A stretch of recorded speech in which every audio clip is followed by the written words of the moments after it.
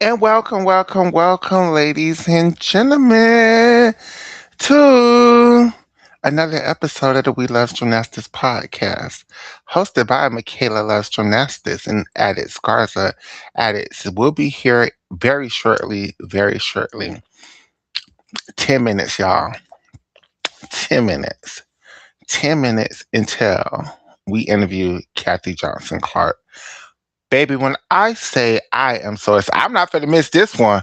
I'm still sorry, Stella Ume. I missed yours. I'm still trying to figure that one out, how we gonna make up for that. But I ain't missing this one, baby. I'm here. I'm here on time. Everybody else can be late, god dog. But today, I am here.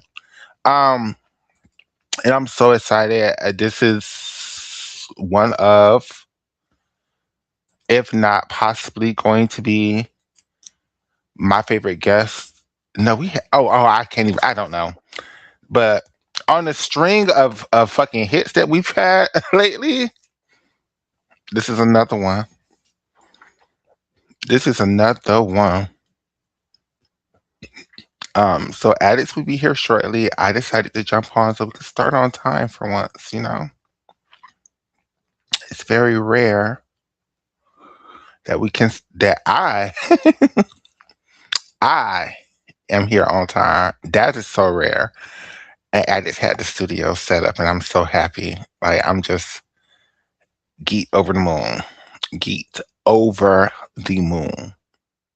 Um, so yeah, while we're rambling, while we're talking, yeah, we did a show this morning, so I have no gymnastics news. We're just here talking. So while we're here talking, Brandy, Brandy Norwood, you are one of my favorite people in the face of this earth. You can do better than that national anthem. Beyonce would never though. Beyonce would never. Not my Beyonce. My Beyonce would never. Um, So yeah, I really want to talk to Kathy about be making an Olympic team and it gets completely boycotted. Like, can y'all even imagine that? Like, you work your whole life, you make an Olympic team, and then the government says, nope, it's not going to happen, not this year.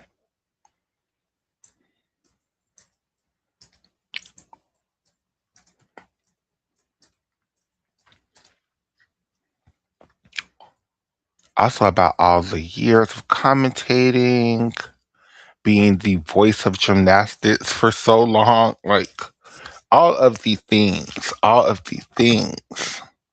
Um, so yeah, and I'm here on time today. So yeah, there's that.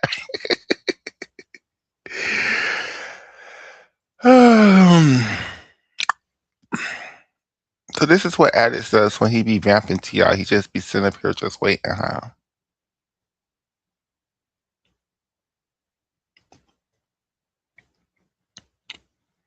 Um,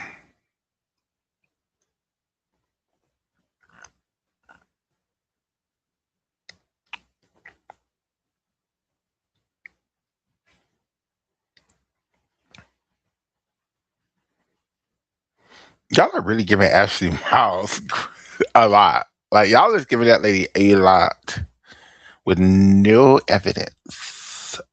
A lot. But that's what y'all do. Y'all get the people too much. A lot with no evidence. A lot. Mm, mm, mm, mm, mm, mm, mm, mm.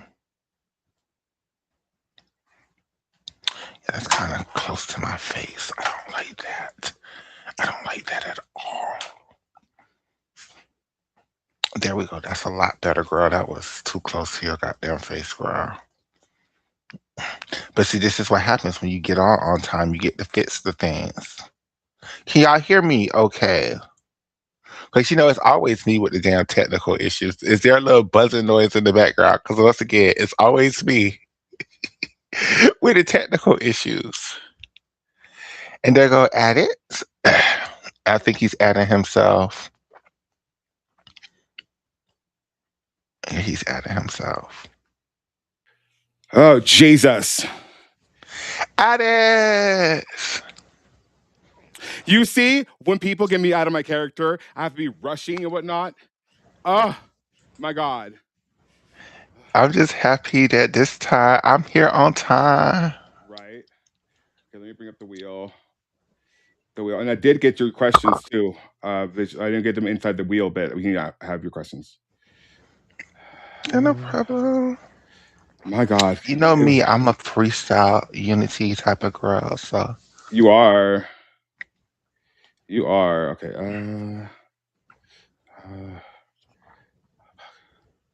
Show me. Kathy's. Okay. Sorry, I'm like out of breath. I had to like run around. It was terrible. It's all good. So, it's all good. I was just are you nervous right now? I'm extremely nervous. Why are you nervous? Why aren't you nervous? Well, because I'm trying not to be nervous because you're nervous.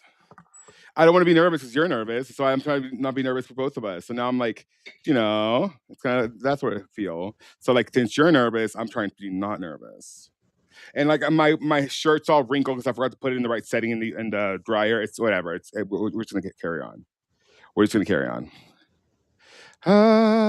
Let me see.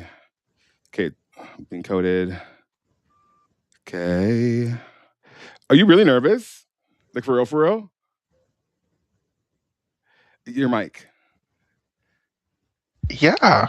Are you plugged in all the way on everything? I was asking the people, do you hear a buzzing noise or whatever? Does it sound good? I mean, I hear a buzzing, but it's not like bad. It's just in the background. It's like far away in the background. It's like is it a fan maybe? No, I don't have a fan on. Is that Okay. better? Yeah. It's just like ambient noise. It's fine. Okay. Oh my gosh. Where is my restream on here? ¿Dónde está restream? I'm like, I just don't know. I'm trying to not be nervous because you're nervous. So like, I'm like, yeah. I'm more excited than anything else. Yeah, the anxiety. Yes, the anxiety. Oh god damn it! Why'd I do that? Move tabs into the window. Oh my gosh. Okay. See, now I'm nervous because you're nervous. So you made me nervous by proxy now. It's okay. We'll deal with it. Oh, no, I can't hear you. Was that me? Did I do that? Oh no. Okay. And then oh shit. Talk? Can you hear me? Is it me? No, I can hear you. Oh, okay. That was an echo! Why is there an echo now? Oh no. Hold on. Is it me? Hello? Okay, talk? Is there still an echo?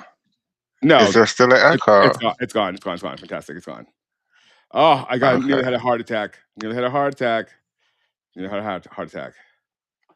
Oh, okay. This is there. That's there. Okay. Cool. Okay, so everybody, thanks for tuning in. This is our interview with Kathy Johnson Clarke. We're very excited. She should be here at the hour. And this is exciting. This is very exciting. This is stupid exciting. Because this is for us. This guest probably means the most out of she's definitely, in my opinion, the biggest person to come on the show. Vanessa Atler. I think Kathy is more renowned, more of a gymnastics superstar. I think. I can see that. I mean, I'm gonna cry. Stop. She's not here yet. She's literally been the voice of gymnastics for our entire lives. I know. Until recently. Stop. I'm gonna cry. This is crazy. So we're just, oh my god, I see one get closer, and like I'm panicking now. I just hope everything goes well. Chilling. Yeah. Hope everything goes well. Because I wanted to put on a good show for her. Of I really do. course. I really do. What helps me in these situations is this is about me. Like I know people are watching, but like, yeah, this is what I want. So I'm this is me being completely selfish. Like these interviews, like Right. This is for me, not for y'all. period. No, this is as enough for y'all as it is for us. Honestly, like this is crazy. Oh, she should be here any moment now. Oh my God, No pressure. I'm freaking out. I'm freaking out. Freaking out. Perhaps more than I did with Vanessa Heller or Missy Marlowe or anybody we've interviewed. Like this has me geeked. Honestly, this is one of those moments where I'm like, wow. Like with Donatella, like that was crazy. That was crazy. And so like for me, like this is one of those like, like wow, like pinch yourself I moments. don't know, like Vanessa Atler, like I really didn't believe it was gonna happen till it actually happened. Really? Like I don't know. Missy, I don't know. I was very geek for Missy. Like I'm still very geek for Missy. I love her. She's so I funny. love Like, Missy Marlowe too. She's such a like beautiful person. yeah, you know what? I feel the same way about this. I'm like, until I see her on the screen talking to me, I don't know that this is, oh my phone thing. Yeah, I don't know that this is like, but yeah. Oh, So it's now I my can't. phone charging. Okay, yes. Phone, you Okay, better act right today. Phone, you've been I know, acting better lately, but you better act right today. right? Like yeah, no, it's oh, let me fix the chat overlay because it should be transparent for this one. Oh, okay, there it is, transparent, amazing.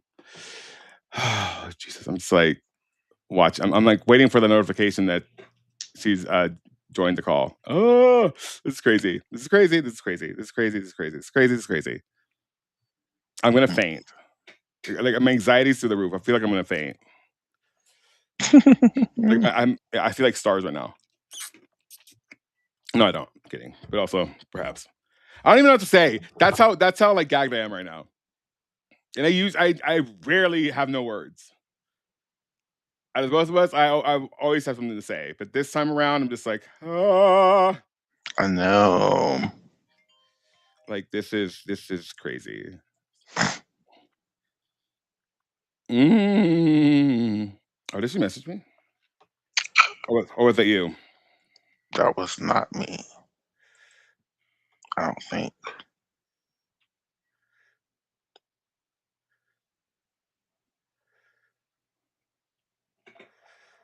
Nope.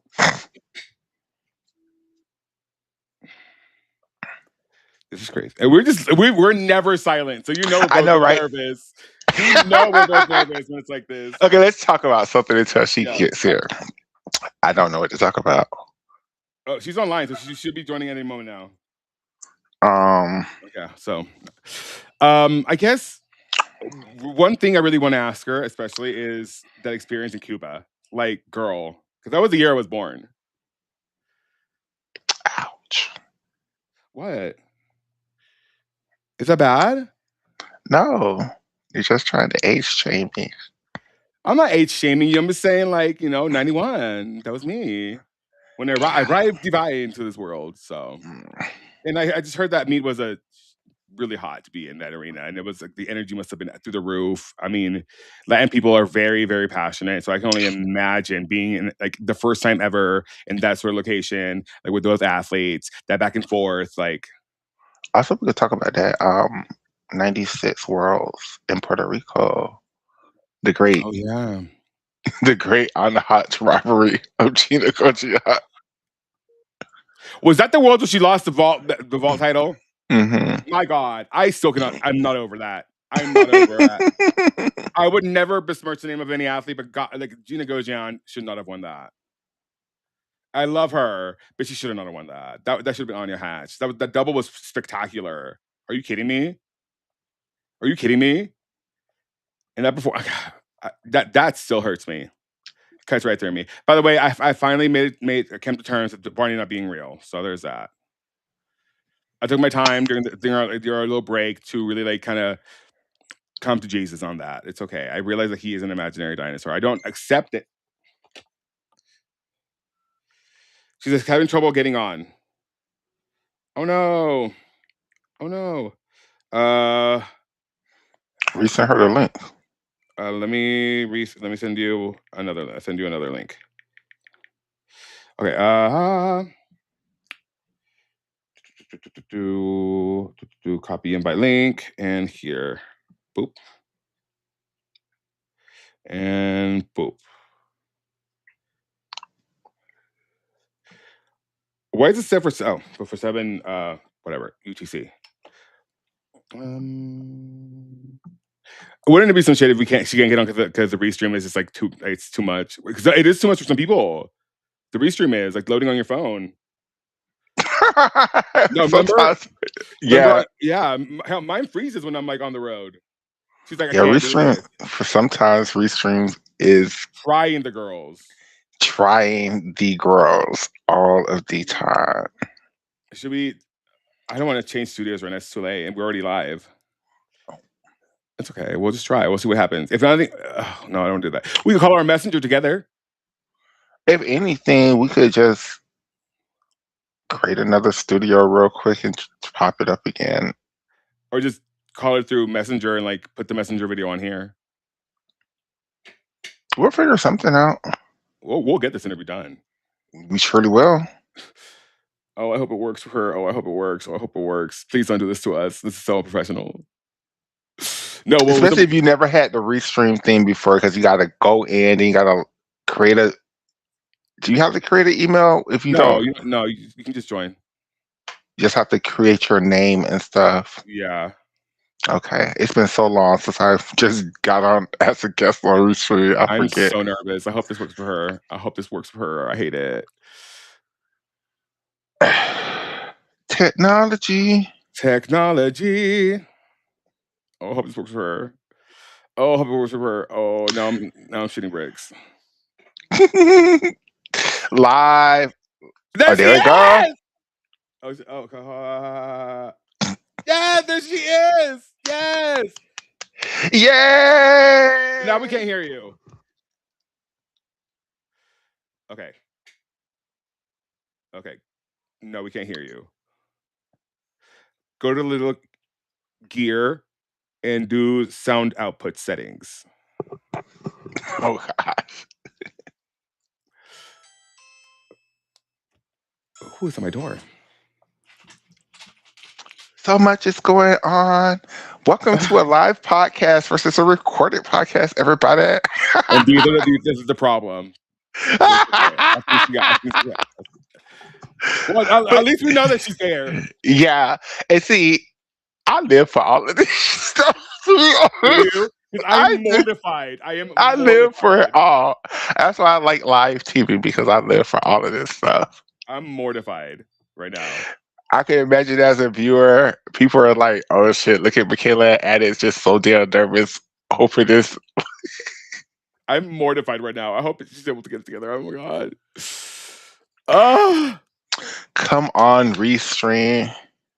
Get your shit together, girl. And sometimes it'll do that. Oh, I hate this for her.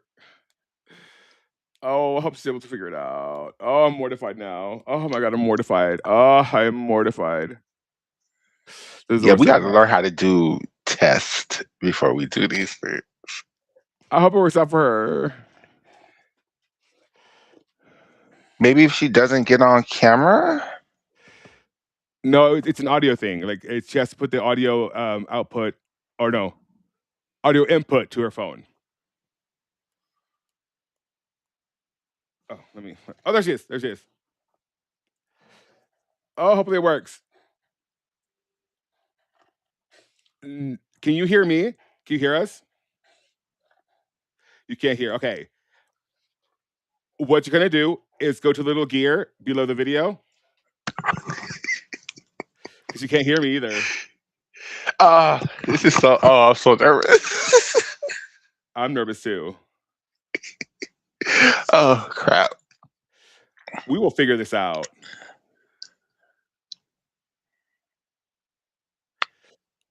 Let me message. Yes, yeah, that would be better.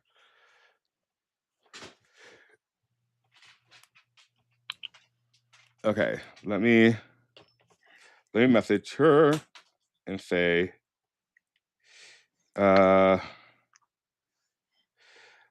Go to tap the gear under the video and change your audio input in sound settings. Not two, it's tap. It's tap addicts. Tap the gear. Yeah. Okay. Why don't you call her on Facebook Messenger? And it's well, that might be a lot because trying to get your phone every street at the same time. Okay. She said, hold on. She said, hold on. Okay, cool. Okay. Oh my God. My heart's racing through my, like, it's beating out of my chest.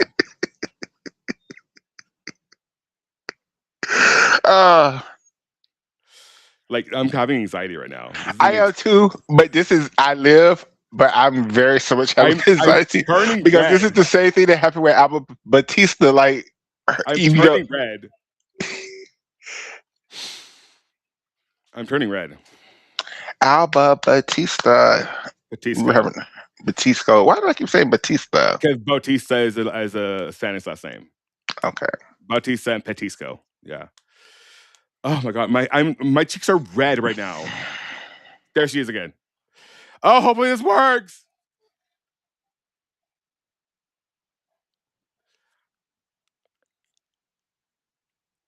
She's trying. Okay. Okay. She said so much work. Okay. She said, hold on. I'm going to your laptop. Okay. I'm reading lips today, girl. I am an interpreter today, girl. Hi, Klaus. Can I help you today? Okay. Okay.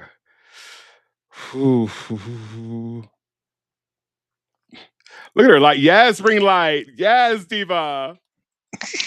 We live. Okay. And the ring light. Okay. Hold on, Klaus. Hold on. Hold on, Klaus. So you cannot figure this out. Okay. Let me call her. Especially if she's going to her laptop, that would be Yeah. Let me see. Let me call her. My heart is racing so hard. Hello there. Hi. Okay. My co-host is laughing at me. Okay. So you can. Okay. There we go. Okay. So all you're gonna do is tap the little gear underneath the video on that platform. Go to sound settings and change your audio input and your audio output. Okay, let me give that a try. Thank you so much, by the way. The car thing. So Yes. I thought, okay, I'm gonna get on my laptop. Oh wait, I gotta get to Messenger. That's where the link. So I go to Facebook. All of a sudden, it says your Facebook has been disabled for some kind of virus. I was like, are you kidding me? What? Shut down my laptop. Hold on a sec. Okay. Let's see if it's doing it now. Like, oh my God, this is just getting. It's a lot. It's technology. I know, and we really appreciate you, like, actually seeing it out. No, you're good. Okay, so but this is. So if I go back to. Okay. Yes, to restream, there's a little gear underneath the video. Well, there's a bunch of buttons, but the final button is a little gear. So you're gonna touch that, or click that. It'll open up your settings. Okay. And you'll see audio. And then you'll change your audio input to whatever mic you're using, and your audio output to your headphones or whatever it may be.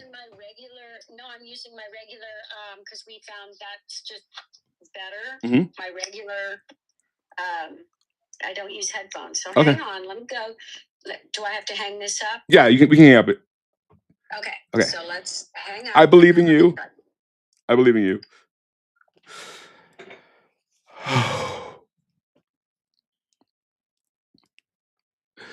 Michaela, where did you go? Michaela, you left me.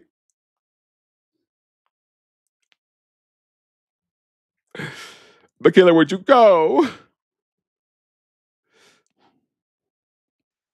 I'm here, girl. I'm here. I was like, no, not this too. No. I'm here. I just had to go check on my neighbors real quick. They're out there arguing and stuff. I'm like, what's going on? Okay. Oh my gosh. My heart is pounding through my chest.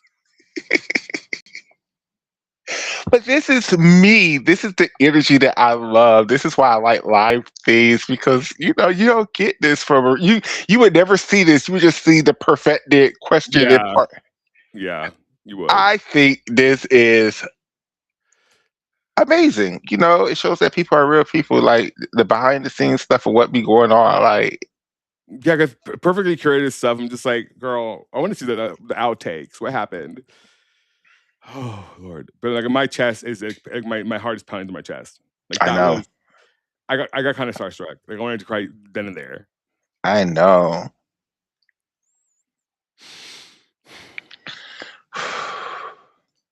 I mean, if anything else, we can just do it through Messenger. I guess like we just did. Yeah, I mean, if nothing, I'll let you see the call, and I can put the call here on the screen. mhm. Oh wait, you can't. Can you? I think you can. You should. I should be able to. Yeah. If anybody can do that, I can. Oh my gosh. We need to say we will stay all day for Kathy. Okay. I will. I hope it works. I will. And if nothing else, we could just do it audio. We could just call her and just have it that way. If that's the last, I mean, we did the Stella one audio. Yeah. But she still has to get into the platform.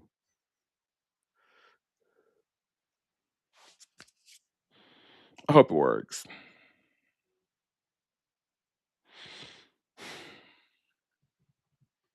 I'm dying right now inside, so you know.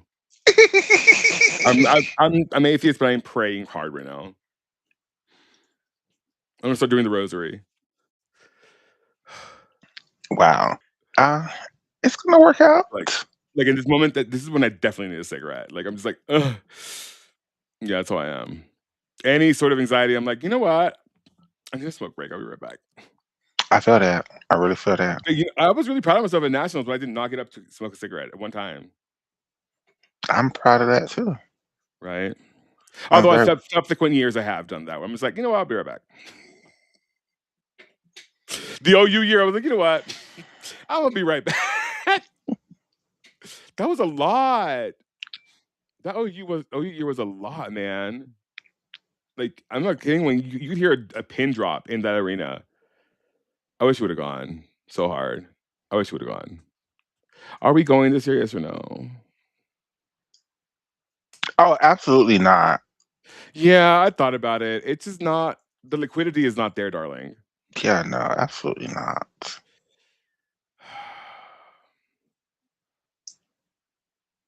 Should I call her again?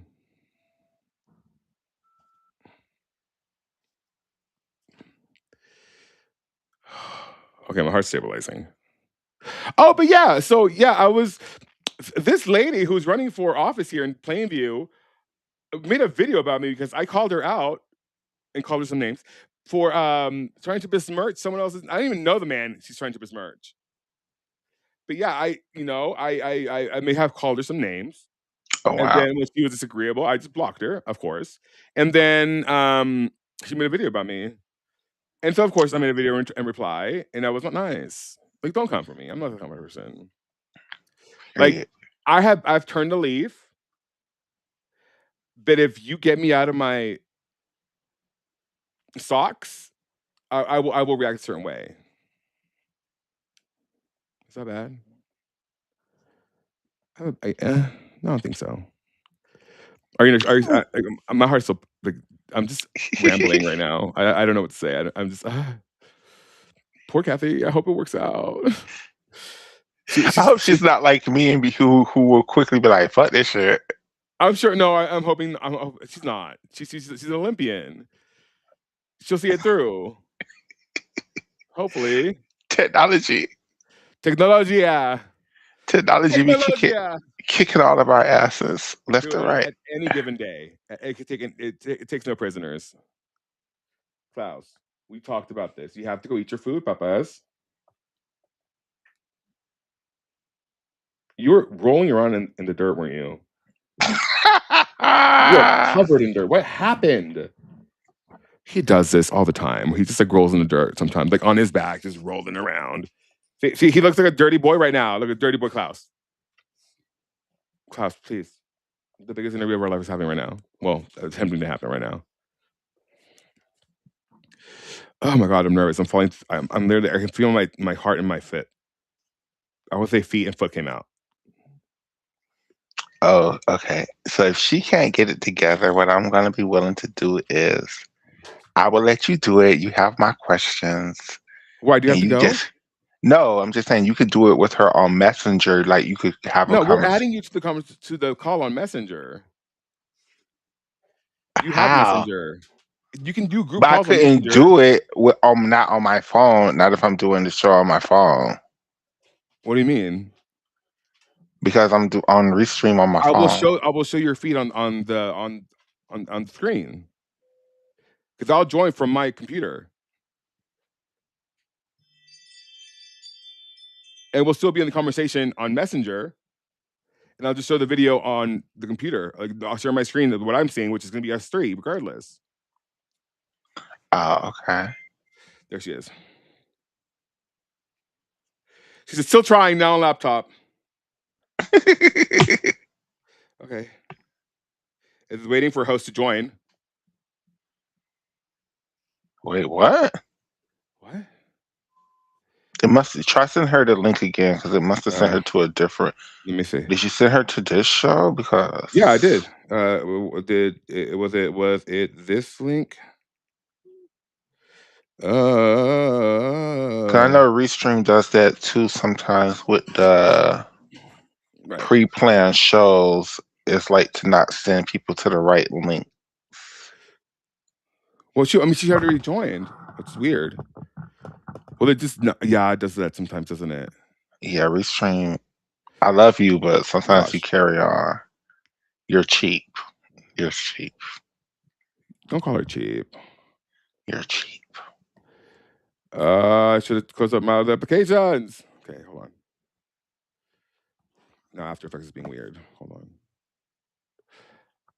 My heart is still pounding. Like I feel it in my neck. The anticipation. Anticipation. MSO. Okay. Okay, that's gone. And then let's exit out of this. There she is. Yes, we can hear you. God. Beam me up, Scotty. Jeez. I am so sorry. It's just crazy.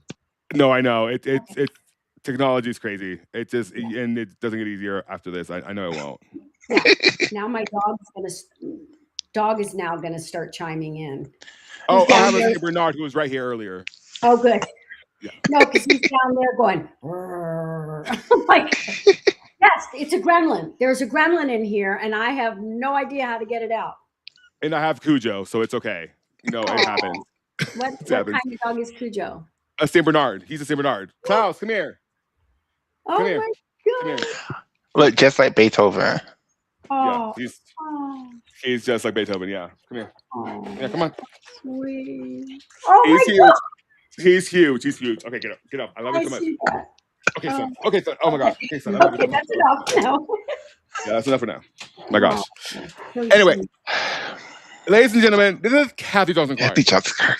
The icon. The icon, the legend, the hero, the voice of gymnastics for us for our lifetime. Kathy, I want to thank you so much for joining us today. I just want to, first of all, before we even start, I like to do this segment of try to make people cry. So I'm going to tell you how much you have impacted my personal life throughout my 44 years of life. Ever since my first time watching gymnastics was 1992. I was watching Dominique Dawes' Flirting, and I fell in love with the sport from that point on. And all of the highlights I remember, the the 1993 World Championships. It was your voice that I remember. The 1994 World Championships, the 1995 World Championships, the 1996 World Championships, so on Oh, and so forth. It's like your voice is so tied to my connection to the love of this sport. And like I watch other people commentate, I hear other people, but there's just nobody else that I hear when I think of gymnastics other than your voice. It's just perfection.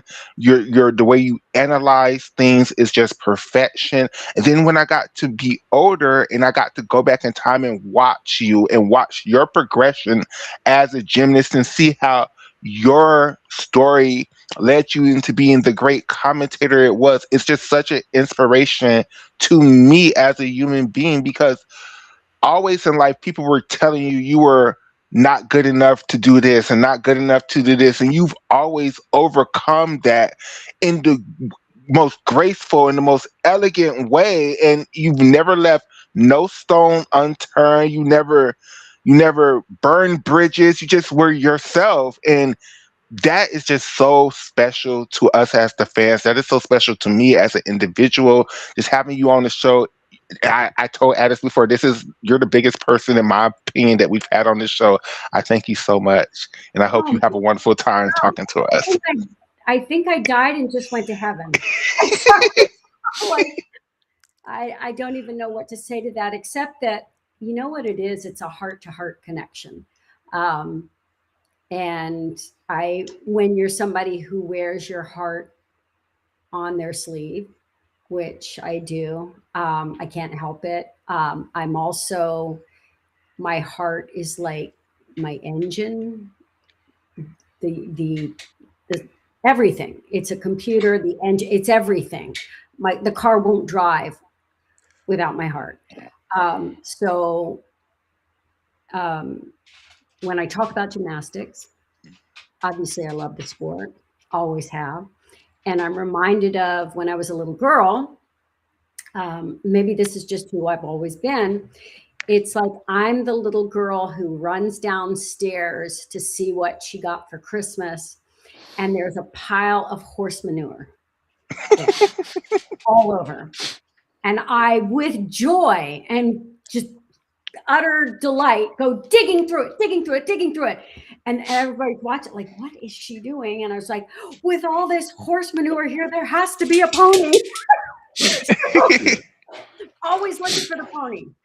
Um, I'm And we always always heard that in your gymnastics commentation. You were never nasty. You were never rude. You were never cruel. You were just called the things as it were. And it was joyful. You made gymnastics joyful. You made loving the sport easier from the way you explained the stories. And I remember it was this documentary that you and Bart Connor did, um, like gymnastics superstars oh of yes, two. yes. I've watched that tape so much that it literally broke. Like I that the way you told the history of gymnastics just made me fall in love with the sport even deeper, and I was just so grateful every time you were the one of the ones to commentate. Like back in those days, we didn't know who was we just knew when it was coming on TV. Whoever was there, who was there, like, and every time you were there, it was just joyful. It was my favorite competition ever is the 1994 Goodwill Games, and it's because of you. You made that competition extra special, extra, extra, Oh, extra special. I loved all of those meets. I loved my days with ABC Sports. Not that I didn't love all my days with ESPN and covering college gymnastics. I love covering college gymnastics, but those days with ABC Sports, and with Bart, I mean, and that project in particular, Gymnastics Greatest Stars, was so Hmm. much. It was such an undertaking. I mean, kudos to the people who did the editing that put that show together, and then we just added our voice to it. Yes, we helped work with the dialogue, with what we said, but it was like traveling back in time, and also at the same time almost looking into the future, because Yeah. knowing this is the foundation, of this sport that we're going to keep building on. And the sport is going to change. It's going to evolve. It's going to go through this winding path. And it always has. It always has. Back in our day, do you remember things used to switch back and forth between the artist and the acrobat? Mm-hmm. We talk about that. All of the crazy difficulty, because when you want to be a gymnast, especially back in my day, you were most likely a daring little human that was looking to do anything you could to scare the living crap out of your parents. Jumping off things, flying off things, flipping. I mean, I went through a French door in the living room, creating my floor routine when I was like 13 years old. And of course, instead of, I mean, obviously I can't tumble in the living room, but I can kind of tumble, you know, a few back handsprings. And I was Mm-hmm. doing that in place of the tumbling because I needed to know how long that would take. And oh my God, I stepped through. And if you've seen French doors with a panel of glass, one foot went through the bottom pane of glass, the next foot went through because I stepped out, went through the second one. And I'm like stuck there. I am in so much trouble. I have just broken the French doors in the living room, and everybody comes running in. Oh, they just want to know I'm alive, you know. Cuts all over my legs that I had to wear band-aids at the competition. All these tiny little band-aids all over, but no stitches, no nothing. Wow. Yeah, but so you're a trickster at heart. You're a daredevil at heart. You are a risk taker at heart. The love of flying, the love of flipping, the love of just daring your body to go against gravity, to do as many flips and twists. And I look at some of the videos of my backyard gymnastics, Mm-hmm. and now as like a mother and as a sane person, I go, oh my God. There were no mats under the bars. I know it's crazy. I had bars, but they literally cost $100. That's Oh, wow. parents they stopped programs in schools back then. They stopped having them. So the local sporting goods person had a set of bars. After we had bought a beam, he got us the wood part of a beam. My dad's an engineer, so he dug huge holes, cemented, like put a steel post into the cement, made a little twisty thing that we could put the balance beam. An actual, they were wood back then. Yes, I'm that old. Wooden beam. I had a Nissan wooden beam in my backyard. And I will tell you this, it's I did step outs on that wood beam in my backyard. Wow. I've got a picture of it, legs bent and everything. But I just I chucked it on that wood beam when I was like 14 years old. So that was back in what, 74, 75, something like that. That's crazy. Like, And and doing all this crap. So I just love you so much. You're the trickster. I was that kid. I was not the graceful dancer. I was the one who did not want to take ballet. Mm-hmm. I wanted acrobatics, but I had to take a little ballet so that I could do the acrobatics at Mrs. Dottie's Dance Academy in Indiana, Florida. There was no gym. There was no gymnastics gym in my hometown. I never knew about gymnastics. I saw it on the Olympics. The closest thing we had was this acrobatics.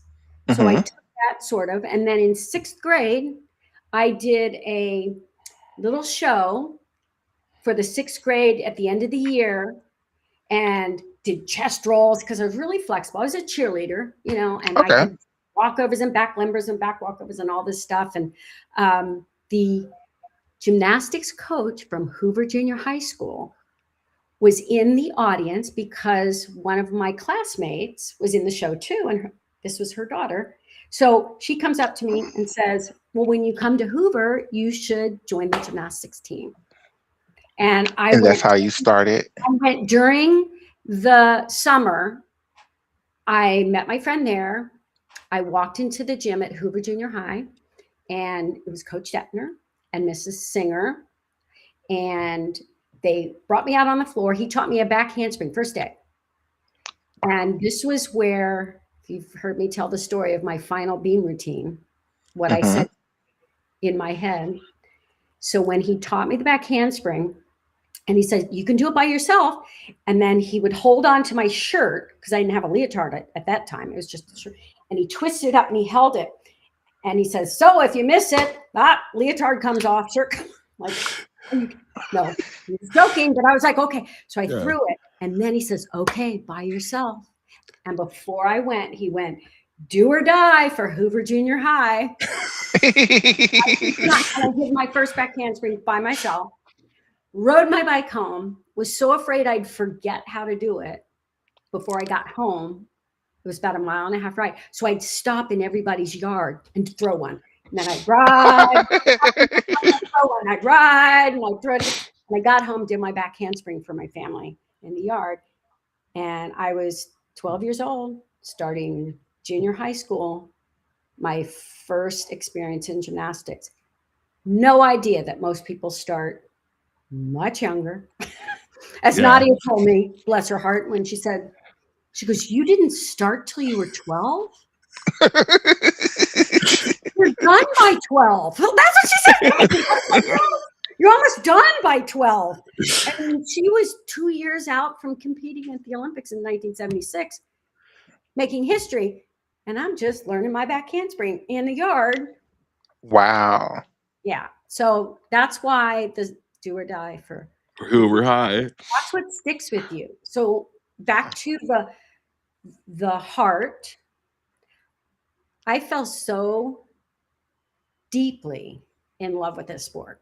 I can't even explain that. Well, yeah, I can to all gymnasts out there. They have felt this, where if I could have convinced my parents to turn my room into a gym, like just put mats in there, just, I don't need a bed, I don't need a desk, I don't need anything, just mats, anything that for me to do gymnastics. And then years later, if somebody, so my favorite gymnasts were the Soviet gymnasts. That once I started progressing really fast. Started, I got a gymnast magazine once a month, and then we got to see the Olympics and on TV. So the Soviets were my favorite gymnast. And once I started getting close and made the national team, almost made the 76 Olympic team. That was my first year of elite, and I was playing catch up. Well, if somebody had said, you can move to the Soviet Union and train. You can defect. My bags would have been packed so fast. I would have done anything to train with my idols, to come close to that level of gymnastics. Kathy, I got a question while we're here. So you didn't start until you were 12, and then you won American Cup in 1977, correct? Mm-hmm. How did you progress that fast in gymnastics? Because that is so, like, from nothing to American Cup champion in less than about 3 years. That is... I'll try and do the timeline in a nutshell because it's extended. So I started at 12.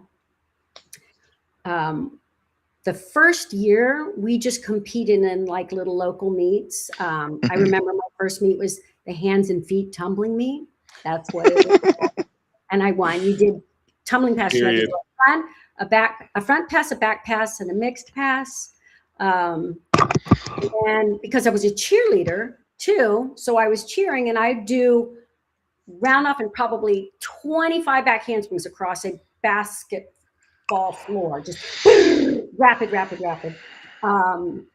I learned flips and stuff in my yard. Then I went to, because a coach, not a coach, the sporting goods guy. Okay. Sporting goods guy. Let me tell you, not only got my beam and my bars cheap for my parents, for them to give me, but he's the one who saw me do a backflip off a fence at my first baseball game. Okay. And he found my parents This was before he ever got the bars and the beam and stuff. And he says, you know, I have a friend who is a gymnastics coach in Atlanta, Georgia. His name is Fred Martinez. And Fred Martinez happened to be like a national champion on floor. And he has a summer camp. You should look into it, see if your daughter, you know, because she looks like she's got talent. So I went to summer camp when I was probably 13, 14. Like I'd been doing gymnastics about a year and a half, and went to this summer camp. And that's when I started hearing other people, oh, well, what level are you? I'm like, what? I compete in the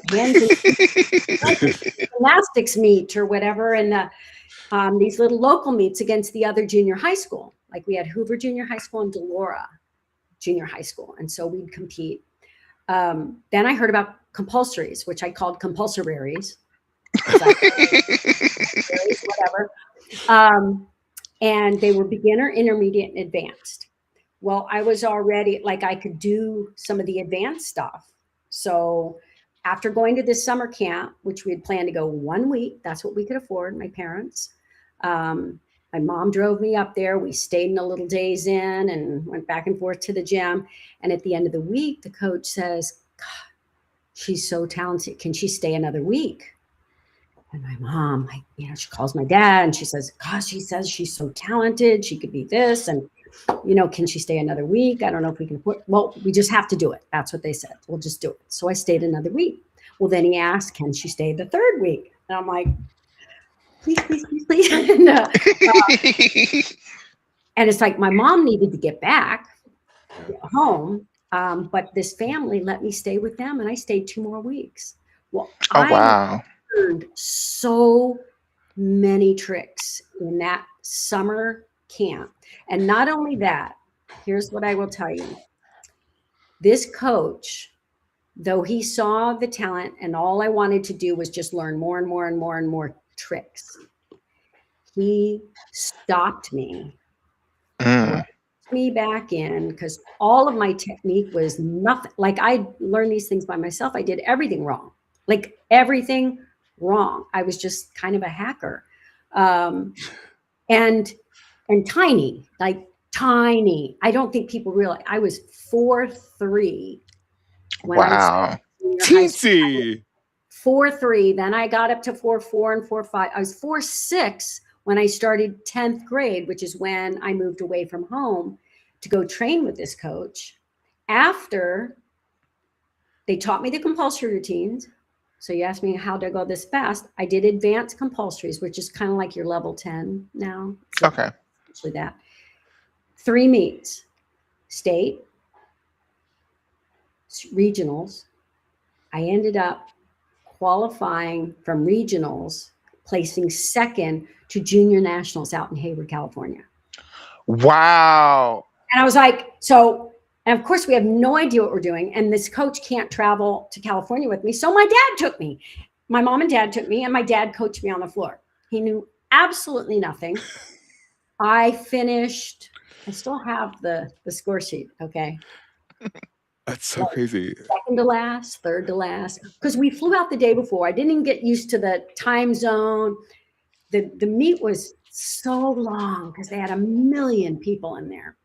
Somehow the judges noticed me because I threw a full, like I was throwing all this stuff and they're like, damn, she's good. Why? Who's her coach? Well, he's not here. That's her dad, who wrote a protest. He actually protested one of my scores and wrote a protest. Oh, wow. Are you serious? But anyways, there was a judge that came up and gave him a book on how to coach gymnastics. And he says, look, your daughter's got a lot of talent. She ought to get a really, Then I go back. My dad is driving me up once a month to train with them. And that's just not enough. Like I am learning skills that now I can't even do on the equipment at my little junior high school, because we have a floor. We had a wooden beam that it was probably from the 50s is my guess. 50, yeah, probably from the 50s, 60s. They were like these dark blue steel uprights. And so I did a handstand pirouette and then wrap. bars literally jumped off the floor.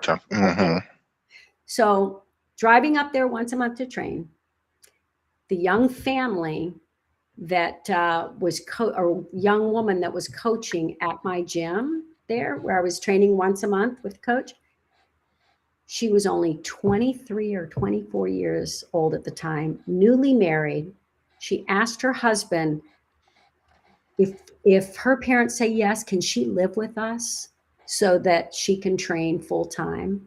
Because this is 1975, and I just decided to go elite because the elite compulsories were better for me. And the Olympics were like in 1976. And so my parents, in a moment of weakness, thank goodness, said, okay. And I moved away from home, which was unheard of back then, and lived with this family, went to school, and started training just like as hard as I could. And each competition leading up to the 76 Olympic trials, I got better and better and just barely qualified for zone meet, national meet. Then we had a national championship, then a master's meet. I made it all the way to trials and all, ended up tied for, I was 12th. There was a tie for 10, and they took 10 to the squad on the squad. So I just missed getting on the training squad Olympic trials. But it was that fast. Like everything. That's insane. Literally that fast, I think. But I so expected to make that team, which was kind of absurd. Like in my little, and sadly, I could have, had I not, been hindered by your lack of resources. Yes. So like I literally had text errors in my compulsories. I was changing them in the warm-ups. Because other people, nobody, like Jackie Fye, who became a very good friend of mine. We love her. Throughout my entire career, she said, it was a funny story. So the first day is, back then, you think they're crazy now, like hard. The Olympic trials were 3 days. Wow. Day, hang on. Oh, it gets better. First day was compulsories.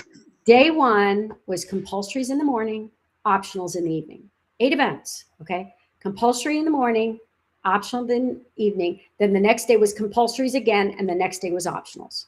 And whoever was left standing made the 1976 Olympic team. So mouth agape. Everybody else was like I was getting better each round until the last one I had an error on bars. But each competition, and my compulsories were dreadful. One, I was nervous. Two, we were told. Just learned them. Yes, I learned them. You know how I learned them?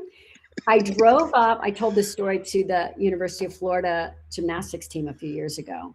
I was like, did you know I could have been on the Florida gymnastics team? Because one, the governor of Florida and what's his name? Somebody who was the AD of Florida after the 76 Olympic trial had offered me a spot on Florida gymnastics. Oh, wow.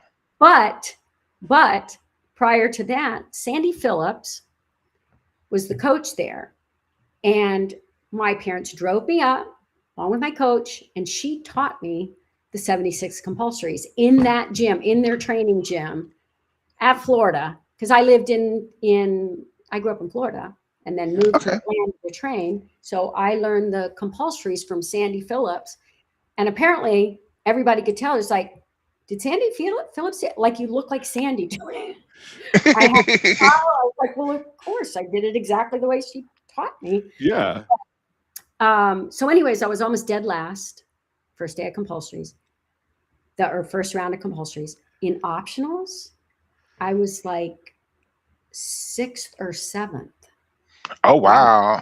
Really strong. I can't remember exactly what place I was, but I jumped up to like 12th.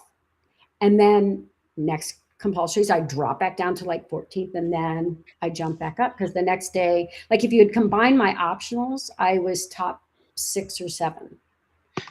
So Jackie tells me, she goes, when the first round of optionals happened at the end of the meet, Jackie's like, was she here yesterday? who is this? Who is this gymnast? And actually, the coach, he wasn't the coach. Vanny Edwards was the assistant coach or the manager for the '76 Olympic team. I didn't know him at all. I just met him when I was at trials Mhm. in an interesting way. By the way, sorry, it's a funny story, so you should hear it. Go So ahead. No, My I could hear you talk all day. stories. Like, I'm not even going to interrupt you once. Go ahead. So this is actually very funny. So I go to Olympic trials with this coach, Fred Martinez, who I loved him dearly, and he was brilliant as a biomechanical genius, like teaching gymnastics. I did a toe handstand on bar. Wow. People are like, because you know who taught it to me? You're going to know this name. Doug McGavin. Doug McGavin, who ended up coaching at Georgia for years and years Oh, and wow. years. Brilliant gymnast, 4-event gymnast who could have made an Olympic team, but back then you had to do all around, kind of like Ron Gallimore. So Ron Gallimore, phenomenal, almost didn't make the Olympic. He had to improve his weaker events to be able to make that team. Same thing with Doug McGavin. So he was brilliant on 4 events, had never done rings or P-bars, I think were the 2 events. So Fred Martinez was supposed to be coaching him. And meanwhile, Doug was coaching on the side, kind of like what I ended up doing. I coached my whole career. And anyways, he taught me toe hand on those big old fat bars. The oval ones, they were oval. Not from a hand, they're big old fat oval ones. And I did it like this fast. Whoa! And I just So I did some really cool skills, very advanced skills, which is what got everybody's attention. But my coach, love him to death, but he was lacked discipline, he was kind of like a big child, kind of like a toddler who just but funny. Everybody loved his jokes. So we warmed up. Then we all have to leave the floor for march in. And this is a big event. The Olympic trials were in Los Angeles. Okay. Yeah. In the the sports arena. Huge thing. Los Angeles. I mean, do you know the stars, the actors that were in the stands? The people that we met were like, it was insane. And so there was just a bunch of hoopla going on, but it was a big event. And I remember I had warmed up bars, and for the finals, they had like a sellout, and they were going to have to put more chairs on the floor. We didn't know this. I did a mount on bars that somehow he let me train running like 7 or 8 steps. Okay. You can't run that far for a mount on beam. No. But I mean, had I been on a podium, there wouldn't have been room, but we didn't know. So I just ran. The jump half turn to high bar into a kick. Well, during warm-ups, he says, "Oh, don't worry about it. I'll have him move these chairs." And I believed him. Oh, wow. Of course. Not only did they not move those chairs, they added more. So all of a sudden I had to do my mount with like 2 or 3 steps, almost missed the mount. Okay. But prior to that, before walking out on the floor to march in, all the gymnasts were off the floor. All the coaches were off. All the judges were in the judges' room. We all marched in, played the national anthem, go to our first event. Mine was vault, to warm up. And I step up to warm up my vault, and my coach is not there. Oh, wow. And I look and I don't see him. So I step off the runway. Everybody goes.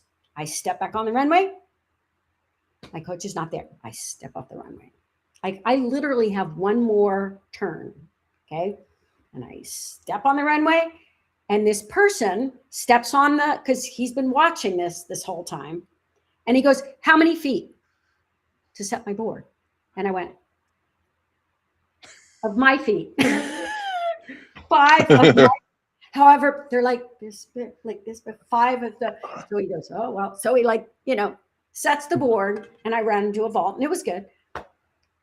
And then in walks my coach. He came in with the judges. He had been in the judges' room. Oh, telling jokes, laughing with the judges. He had just missed the whole warm-up. Oh, And wow. the judges march in. My parents were up in the stands. They were pissed off. Like, I'm sure. I would be too. anyways, it was Vanny Edwards who set my board for me. So Mm. flash forward, they actually, unbeknownst to me, all the coaching staff, they'd gotten together and said, look, why don't we just bring her to the trainings? What, like, not to compete, not to even have a chance of competing, just put her on the squad. Because with any kind of real training, which of course would not have been fair at all. So I'm glad it didn't happen. But the fact that they even considered it or talked about it back then was kind of cool. And anyways, he then wrote a letter to my parents to invite me to come to summer camp in Louisiana and possibly join the team there. So after the Olympic trials, I then went to Louisiana, did the camp, and ended up training there for 3 years. And it was that first year that I went and won the American Cup, the 1 year thing. Wow. In 1977. So, but 76 Olympic trials, I was in it. And if anybody has any video out there, I have never seen my gymnastics from that time. Oh, wow. We'll try to find it for you. Okay. Yeah. Gymternet sleuths out there. See if anybody recorded anything. I think I want to see it. Maybe I don't, but. Right. It'd be a time capsule of a different time. It was a total, it was a cool time. I'm so glad I did gymnastics in the 70s and 80s, but I wouldn't have changed anything. Would have been great had I started the sport earlier? Yes. Yeah.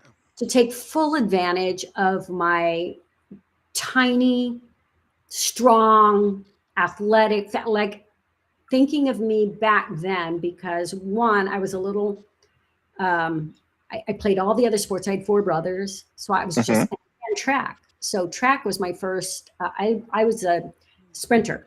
I did hurdles and long jump, even though I was teeny tiny. So I was very athletic. I would have loved to have seen what I could have done as a gymnast. And yet I think everything happened the way it needed to happen, including a devastating injury that almost ended my career before it began. It was shortly after winning American Cup and then national champion, all these, like, went from sky high to breaking and destroying my elbow. And it just literally changed the course of everything. Because one, I developed an eating disorder because it was in the air back then. Everybody was trying to be too thin, way too thin. So if you look back at my gymnastics in 1977 and 78, well, actually go back and look at 77 American Cup. That was the year I won. And I was strong and everything great. But a comment had been made by my coach that just sent me down a rabbit hole. Living away from home, cooking your own food, doing your own shopping, on $5 a week or whatever, so you get inexpensive things, peanut butter and whatever, to make your food. And he said to me, "You look like a balloon." Wow. And I go, and then if I didn't lose a few pounds, I wasn't going to go to American Cup or something. I was like, so I had never for 1 second thought anything about my weight, about anything about my body, nothing until that moment. And I can't tell you what it did in my brain. Like, it just flipped something. I was horrified. And then I just started like eating less and less and less. And I go back and I look at, it's like, damn, I would go back and get that body. First of all, but secondly, and I'm sharing this not because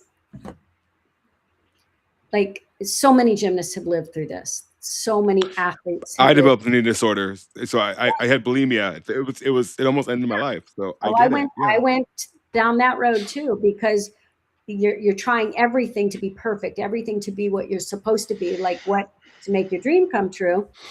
And when I got way too thin and I came back from summer, having just learned right before I went home that summer at summer camp, I learned to double back on floor this time. So it was right after 76 Olympic trials. And I just learned double twist right after Olympic trials. Then I learned to double back, and I came back. But those few weeks I was home, I went on this mission of I'm going to come back. Oh. So thin and so the first thing he said when I walked in, and he took one look at me, he goes, you look fantastic. Are you still strong? You know? And I was like, all of a sudden, it's like, oh my God, now I look fantastic. Oh. I had a meet in just a few weeks against Romania, USA Romania, you know, and I'm American Cup champion, I'm national champion, I'm all these things, and now I look fantastic. Okay. So I start training, and he's excited to see my double back because I'd literally just done it by myself. And back then we didn't have pits. Okay. I did not have, we had one above ground pit with a slanted, like, tumbling thing, you know, that you could practice in. But then once you got out on the floor, it was just somebody spots you, and then all of a sudden, okay, you can do it. Go for it. Do or die. Yeah. And I did it, and I did it great. Well, so I come back and I warm up, and I'm doing double backs on these floor, not a spring floor, people. Yeah. Yeah. No springs on this floor. Yeah. And he's spotting me with one of my favorite coaches of all time, Wade Jackson was his name. He's spotting me, and he knows good and well I'm not doing it by myself. Okay.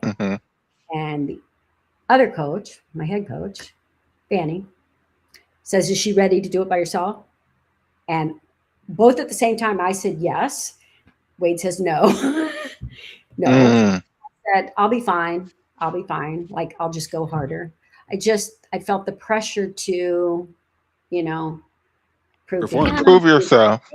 Well, and prove to me that I can look fantastic and be this thin and still be powerful and strong. Of course I can do it. Landed right on my head. Right on my head. Broke my neck, rushed me to the hospital, scared to death, thought. And my chin had gone into my chest. I bruised my sternum, but they were more worried about my neck. Did the x-rays. Was going to be fine, going to be sore, but I've got a meet in 2 weeks, USA Romania in New Orleans in the Superdome. Oh, hell. Yeah. And I'm so excited for this meet because it's got to meet the moment. Like, I mean, Romania, it's got Nadia, it's all of them. And I wanted to do well there. So this is awful. Took me to the doctor, gave me muscle relaxers. I did not know what a muscle relaxer is whatever. So I'm taking them, you know, and it made it feel good, but nobody told me do not take them and work out. Yeah. Oh, but it's machinery. It's like drive a car. I know, but not gymnastics. Tell you, like, I had no idea. That doesn't sound a muscle like it's just relaxed. That so I didn't. And you need to tell a gym, like, because I'm going to get in there and try. And so I was doing beam. Felt awful for what I did to my friend, my teammate, but I felt weird up on beam. And I did back then. It was back walk over layout, and then I did a side aerial back handspring. And this was like, this gym was like had homemade mats and soft, mushy mats. It was what it was back in the 70s. Like, things were different. But I called her over. I said, come watch, look how high my layout is on beam, because I'm just like, oh, that looks great. And I do a routine. I get to the side aerial back handspring. I go side aerial, go to do the back handspring. My hands miss the beam. And I fell straight down, but I couldn't get my legs down because I was on this side of the beam. I used to do back handspring with my hands like that, and fell onto the mat. Don't want to gross everybody out, but I broke my hand went back to it snapped backwards. Yeah. It was a traumatic, terrible, awful, broken, dislocated, traumatized the whole gym. I went into shock. We're 45 minutes away from any nearby hospital, so I have to get in the back of a van. And head coach wasn't there. Vanny wasn't there. One of the assistant coaches, this young guy named Blue, he was only 23. I feel so bad for him because he was like everybody was traumatized. And I'm screaming at the top of my lungs. Of course. Screaming. Not so much that, yes, it hurt, but I was screaming because my world had just came crashing You thought down. your dream was over. Oh, God, yes. Seriously over. And I'm screaming, why, God, why? They're trying to just calm me down, get me into the van. But I had the good sense, thank goodness, to say, don't take me to the hospital. Because back then, we knew gymnasts who dislocated their elbow. Mm-hmm. And back then, they'd cast it. Atrophy. Gymnasts never got their arms straight again. Yeah. It would atrophy. Okay. Yeah, it would. Well, it would lock up, so you never had your full range of motion. And I literally knew somebody that had dislocated their elbow and never got their arm straight again. So as we're driving, I said, don't take me to the hospital. Take me to Dr. Bundrick. He's a great doctor. He was the one I'd gone to earlier, but he was like the Steelers, he was a top-notch orthopedic surgeon. They took me to that office, and that's when they put it back in place, but before they had x-rayed it, and I'd knocked a big chunk of bone off, unfortunately. Oh. Yes, and I had my ulnar nerve, your funny bone, I had just shredded it because it came off with the bone. So they had to do surgery. And here's the good news. There is good news in this. The surgeon was phenomenal. He had read about this procedure. He had never done it, but he'd read about it, of some Swedish procedure. They would put the bone back in place and put screws in, but plastic screws. Not metal, plastic screws. Cast it for only 5 days. They took the cast off, then just gave me a temporary one that I would take on and off. Started therapy. I had to move my arm every hour for 15 minutes. My mom came up through the night. She would set the alarm, get up, take that removable cast off, and my arm looked awful too. It was like, you don't want to see an arm that has been broken, dislocated, and surgery with a cast off 5 days later. You don't want to see. And the therapist, he was very funny. When I went into his office for him to start, come up with a plan, like, what are we going to do so you could possibly do gymnastics again? And because they knew the odds of me getting everything back were slim. And so they took it off, and I turned my head this way and I wouldn't look at it. Right. He goes, all right, chicken, look at it. Like, nope. It's not my arm. And he goes, you got to face it. I just look at it, because we're going to get it better. We're going to, like you and me, we're going to do this. I was like, almost passed out. My arm had already atrophied. My elbow was like this big. It was every color in the rainbow, and then skinny here, and then my hand was like this big. It was dreadful. But this unorthodox surgery, the physical therapy, 4 months later, literally 4 months later, which was when I learned that I had clearly cracked my sternum on that fall. Oh 2 weeks, yeah. the 2 weeks before, or the week before, when I hurt my neck. Remember that one? And then the Mm-hmm. elbow. I'd almost forgotten about the neck one. I had a chin mark in my chest, and I'd clearly like cracked or something because I did a kip on this arm, and but 4 months later, I was able to compete. I won national championships. I still don't have feeling in these two fingers from Oh wow. because they had to move my ulnar nerve, and which is good, but it sits right here.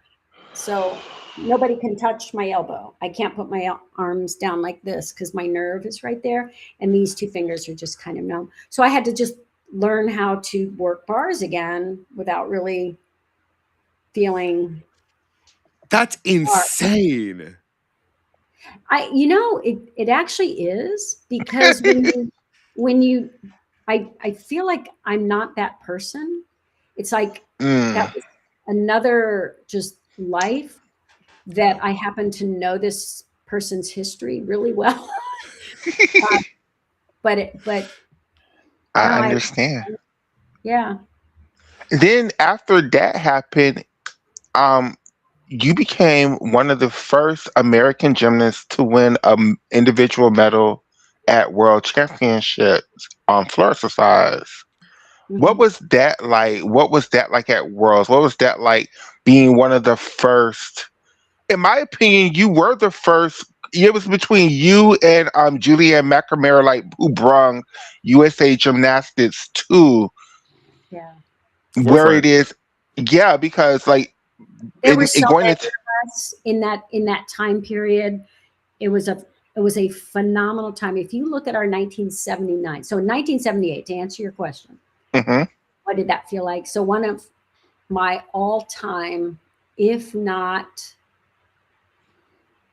most precious memory in my gymnastics career was that first World Championships, even more than the Olympics. I know that's gonna. wow, It was.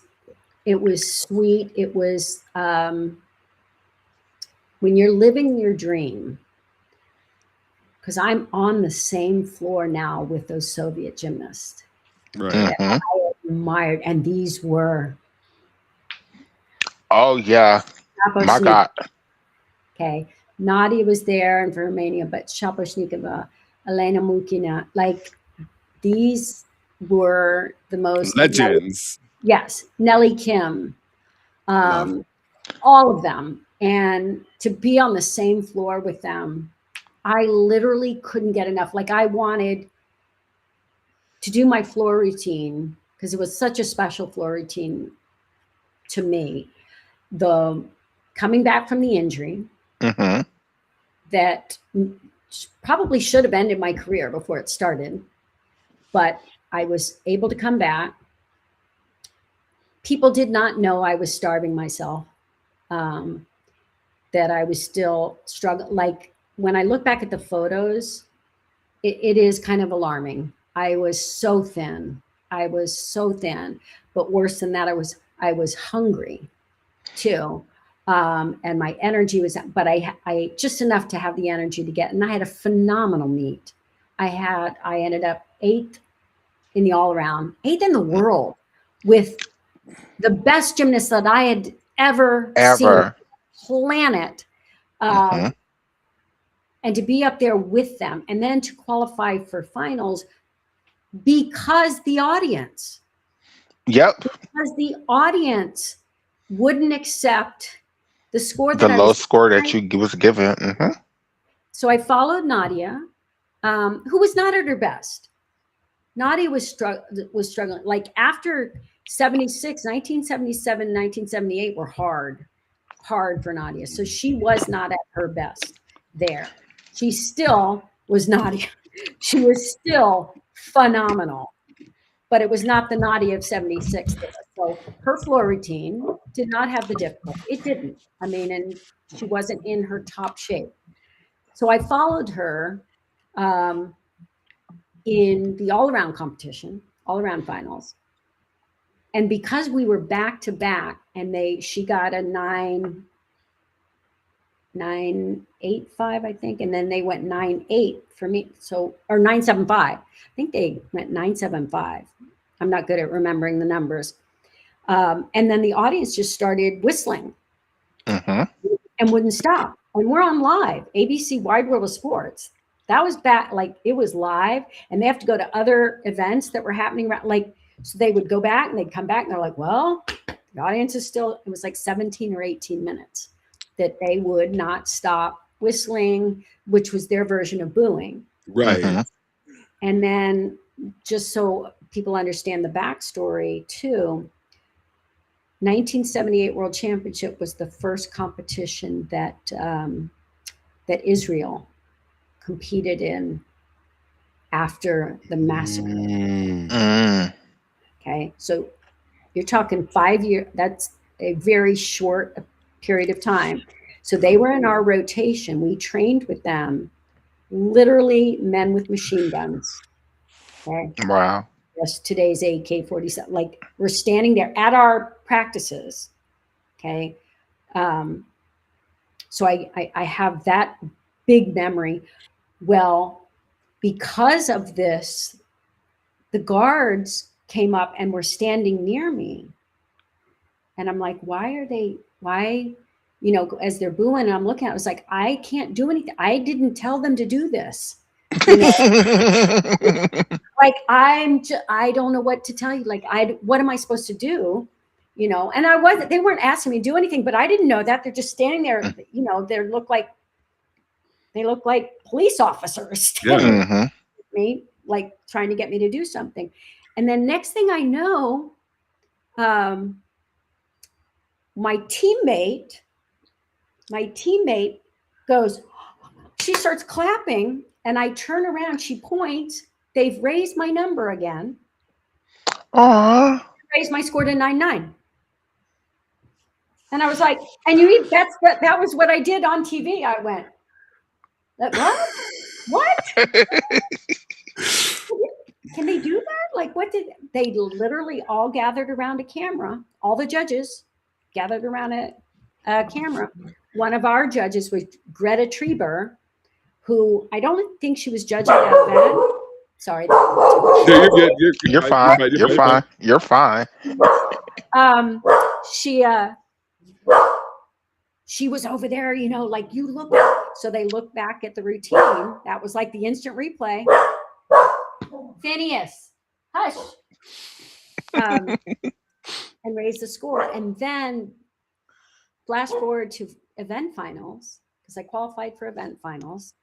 And I was probably like in, I don't know, 6. I probably qualified in 6, 7. They took 8. I was just thrilled, you know. Yeah. The floor exercise. So after I competed, and the audience was just like, I can't tell you how special this audience was to me, for whatever reason. My routine spoke to them, and they fell in love with me, and they demanded that they raise my score, which they did. But anyways, at finals, they were for the first time ever, I didn't even know I'd seen other gymnasts do it. They wouldn't stop clapping. So I jumped back up on the podium to just wave, you know, because that's what others did. And I didn't have the nerve to do that, you know, like they did, but I'm not doing that. Yes. You know, so I was like, okay. So I walk back up there. Will I get a deduction? Like, I don't know. Are you allowed? Right. I don't know. Then they know Nellie Kim and Elena Mukina. They knew before I did where to go to get your medals, because I didn't know I did not know I was in third. And my dad, because for a while I was in third by myself, and everybody was so excited. And you saw the cameras on me, Wide World of Sports, and I'm marching out doing my march that everybody not made fun of. I was known for my march. I looked back over my shoulder and saw the board. I was like, oh my God, I'm third. I'm like, I won a medal. And so I keep marching, and And Elena and Nellie were right there, and they go, and they're like trying to get me to come join them. And I go, Aw. come to go, because we weren't supposed to march out. We had to stay and go up on the podium. Well, as we're all gathered, there's more huddling and talking and more stuff with the judges. The next thing I know, there's a tie for third.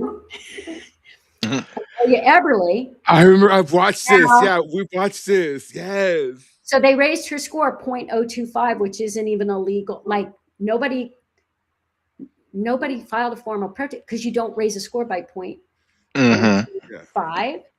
But they knew better. They're like, you cannot make her pass her. Like, will not be happy. Anyways, so now I'm standing there, and this part was the sad part. I didn't think I was supposed to be there. Aww. So there, and I just thought, oh no, I like, there's 4 of us here, and get up, and I'm standing there. We get up on the floor, and I'm still worried. They're not going to call my name. They're not going to call my name. I'm just going to have to walk off the floor, and this is going to be so embarrassing. Like I didn't want to be there. And then meanwhile, Nellie and Elena, they're going, jab, jab, jab, jab, jab, jab. They're talking to each other, like, they know what's happened, you know. And Amelia just keeps looking at me, and I look over here and I smile. I'm like, I'm happy. I don't care. Like, I'm thrilled. I don't care how many of us are here, but I think I'm the one that's not supposed to be here. And then they called my name. And so it was such a precious memory. To answer your question, one of my favorite of my entire career was that World Championships.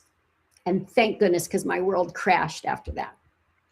That's the next question. That's the next question. The next question is, what was the thought process leading up into 1980 when y'all first start hearing about the possibility of a boycott?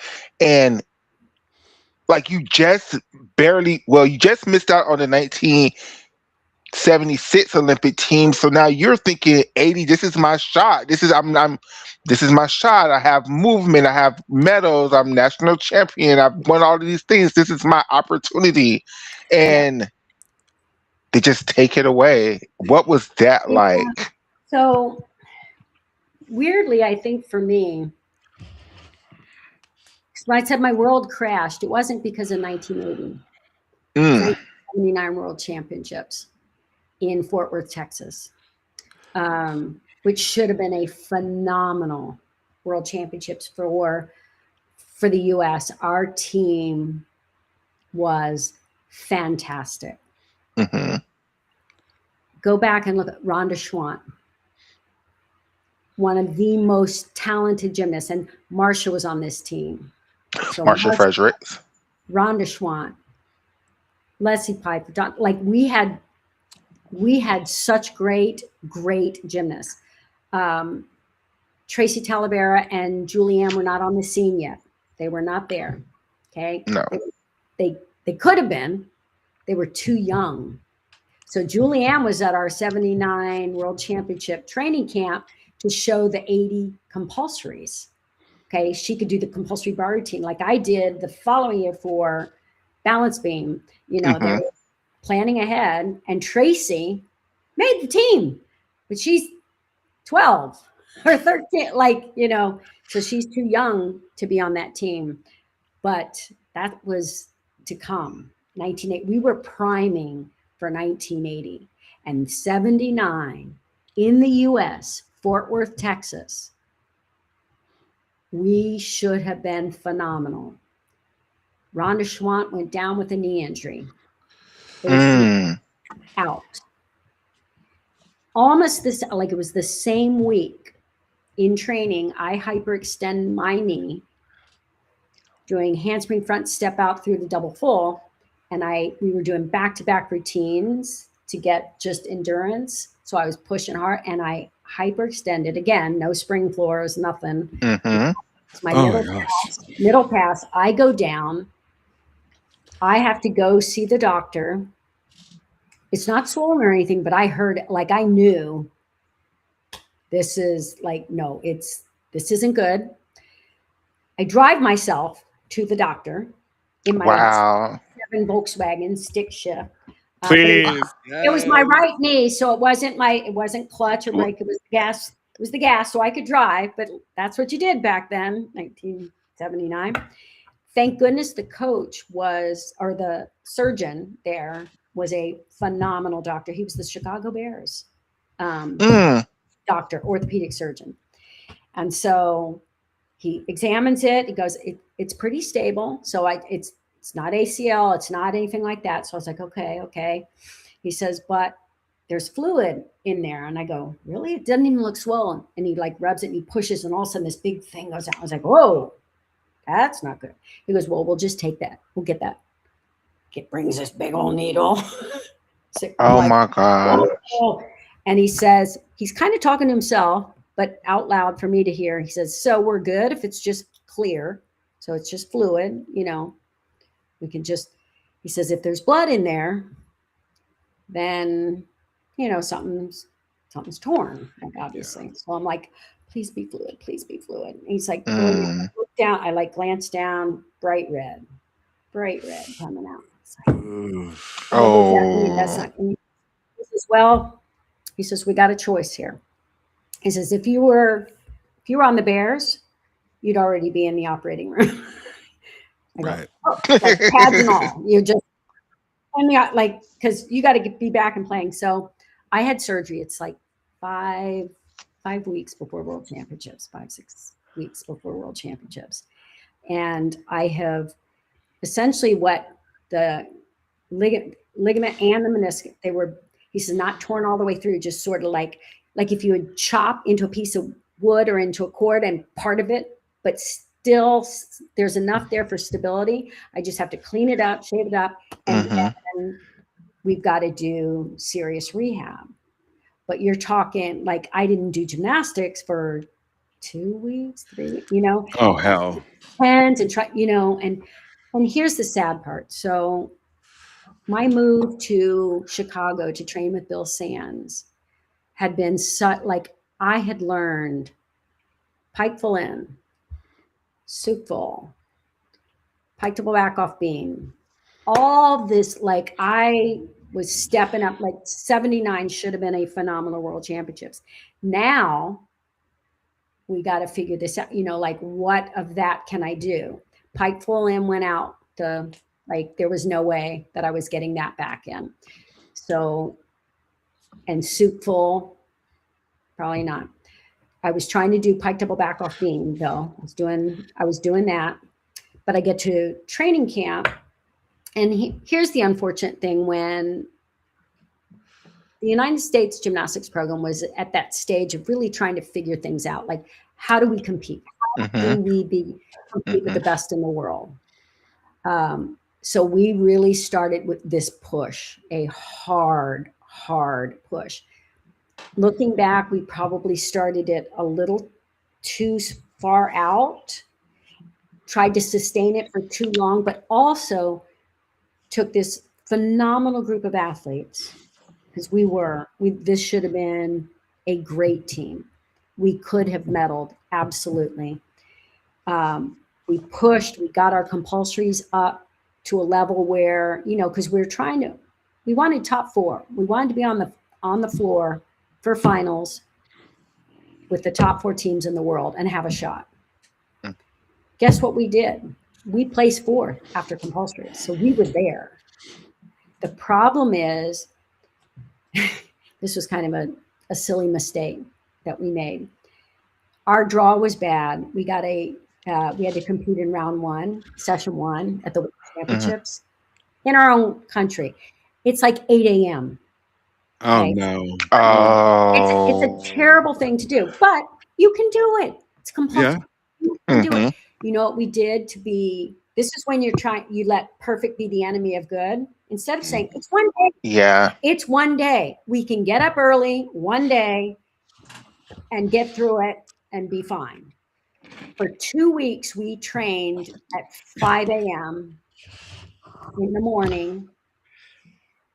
Tried to go to bed early, tried to change our whole schedule to go to bed really early. And this was coming off of 2-a-day training for like the hardest training any of us had ever done. And I think people were exhausted. We got overcooked, and then we got tired.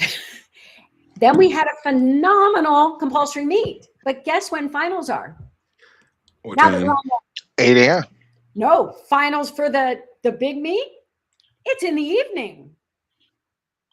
Oh, because you guys are in the top 4. So you guys are in the last rotation.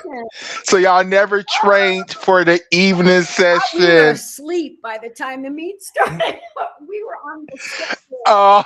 Getting up, like we couldn't sleep past 4 a.m. 3, 4, like because we were getting up to be ready, like fed out the door and training at 5 a.m.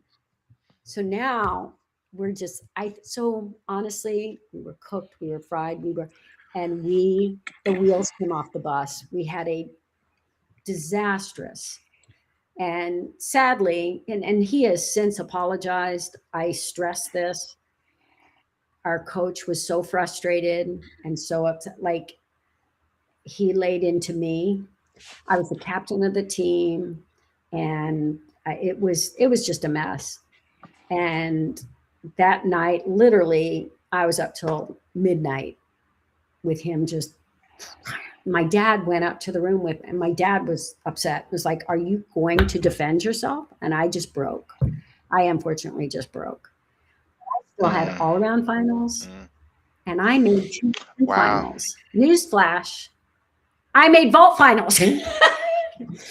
Wow. Kathy Johnson, vault finals. I was in vault and floor. Slay. So I was in vault and floor finals. Floor would have been great. Vault, I don't even know what I would have done for my second, because you had to do 2 different. I was just about to ask, did you even have a second vault? Or had I not had knee surgery, I had a suit full and a layout suit, and you could. Okay. I could have. So, and I was working Pike Cuervos at the time. Like, but that all went. Like, I was lucky. I could do a good layout suit. I did it well enough to get into event finals, which was kind of crazy. I had to get some basketball. But I got sick, worn down, and ended up having to scratch all around finals. And I was kind of dead inside too. But I didn't want to, I wanted to give my spot away. I didn't, because Nadia did the same thing. You may remember in 1979. With the hand injury. Oh, surgery. Yeah. Do you remember what she did so she could compete in beam for the team and beam finals? She went and touched every event in the all-around and got a 0.6. Oh, because she couldn't scratch. Because if she scratched, then they would have scratched her out of the event finals. Which is what happened to me. So I gave up my spot. I wanted Marcia. So Marcia warmed up last minute because we scratched in warm-ups. The doctors just said, like, she can't go. She can't go. He stepped in and stood up to the coaches and said, no, she can't go. So Marcia competed all around. But then, even though I would have been fine, I didn't get to do, and sadly, I was like 10th or 11th in the all. I was in a good position in all around to go into all around. But I just got, like, I got broken. And honestly, I almost left the sport. It was almost it for me. I got really broken inside. So for 1980, when I made the move, I decided I'm going back to Atlanta, even though I learned so much from Bill Sands and it was it was great for my gymnastics. I needed to go back home where I knew they loved me for me, whether I ever did gymnastics again or not, because I was seriously broken. And so it took me a little while, but it's like I went back home. The young couple, remember, that I lived with in Atlanta, owned a gym. They were coaching. Tom and Bunny Cook. Loved them dearly. Some of my best coaches, and they helped me put the pieces back together. And Aw. 3 years, I made that 1980 Olympic team. So, to answer your question, the trials were the Olympic Games for me, because we knew in advance that we were boycotting. One of the few of the Olympians after making the team who was not bitter. I mean, do I wish we had competed? Oh, yes. Absolutely. Would it have been closer to my prime? Oh, yes. Absolutely. It would have been a better time for me to compete in the Olympic Games, would have been in 1980. But I got to compete 4 more years. I got to go through world championships and have the meet of my life at the 83 world championships because of that boycott. Because had I competed, honestly, would I have continued? You might have retired. I mean, I was 21 in 1980. I'd already been through a lot, but to have the Olympic trials that I had, to feel that feeling of not just accomplishment of making an Olympic team, but of really coming back from something that just about finished me and did me in, to then get to go on the journey from after 1980 to 84, which was not a cakewalk by any stretch of the imagination. I ended up with an injury to my toe, which is now I know it was like turf toe, with an additional fracture. I was out for 9 months. Like literally, I thought, of all things, a shattered, dislocated, broken elbow, knee surgery 6 weeks before the World Championships, and like all of that, and a toe. A toe. Are you kidding me? Is this a comedy? I mean, at least say it's a dramedy. Come on. Right. This is ridiculous. And it was messed up. I almost had to have surgery on it. We could not figure out how to get this toe to calm down. I could not tumble. I could not vault. I could do bars. I could do beam. They finally cast me because I was supposed to go to World Cup. I was competing after 80, and I was like, really, I did my soup full for the first time at the 80 Olympic trials. I was going to go back and start working, some of the things I'd had before. And then this damn toe, finally, they just said, you have got to shut it down.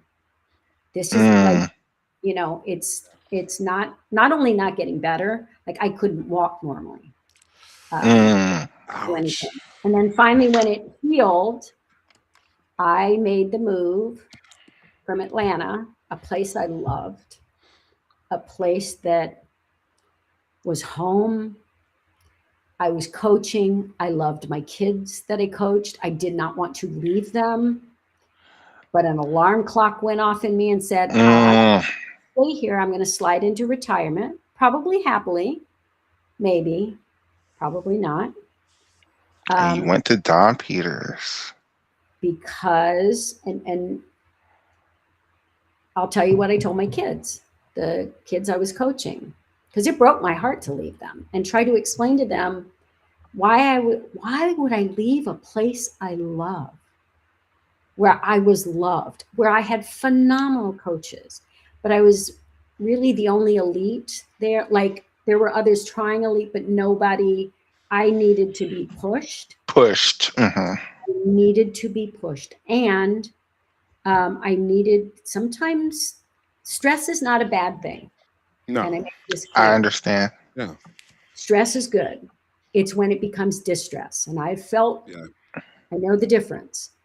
I need to put myself in a position where there is stress, the kind that's going to make me grow, the kind that's going to push me. Because once my toe healed and I felt good to go, I made the decision before I could change my mind. I called Don. He was the national coach. And remember, I'd been the captain of every team. And I was an adult. I was brought in on conversation with coaches for our team because I was an adult and because I coached. And here's the thing. So Don brought me out to Scats to coach. But also train. No, hold on. Because he said to me, he says, as national coach, I have written you off at least 2-3 times. Like, wow. Okay. No, he wasn't saying it in a bad way, just to like. No, I understand. I understand that he would actually say that to your face. I'm done. Like, I'm retired, even if I don't know I'm retired. Like, you're done. But he goes, and every time you proved me wrong. Every time. I've never seen anybody work hard. He goes, if anybody deserves a chance, a shot at making Olympic team, it's you. And I want to give it to you. I got to talk to the Parents Association because Scats was set up differently. He goes, and the way we're going to approach it is, I'm a value. I coach. So I coached the junior elite team when I went out to Scats, when I first got out there and I was trying to come back. And boy, did I think I'd made a mistake. After a few weeks, I thought, oh my God, what was I thinking? Conditioning program. Well, first thing I see when I walk in the gym, Michelle Dessert, little 13-year-old, doing the most beautiful triple twist I've ever seen. And I'm like, okay, I'm feeling a little old and tired right now. But I hung with it, and with the love of Mary Wright, who was our beam and floor coach, and all the other coaches there, my teammates, and Don, he who should not be spoken of now. I mean, he's on the ban list. We know it. Yeah. Like to punch him in the face right now. I understand. We all do. Okay. Just to be It's clear. a question I have later on about all of that. Was he a good national coach? Yes. Was he the right coach for me at that time? Did he do a lot of good for me? Yes.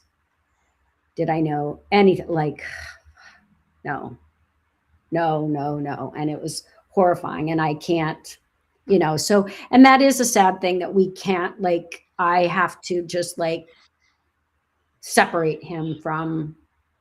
You have to, because he was such an important part of your legacy, but he still was who he was. So it just he harmed young girls. He harmed them.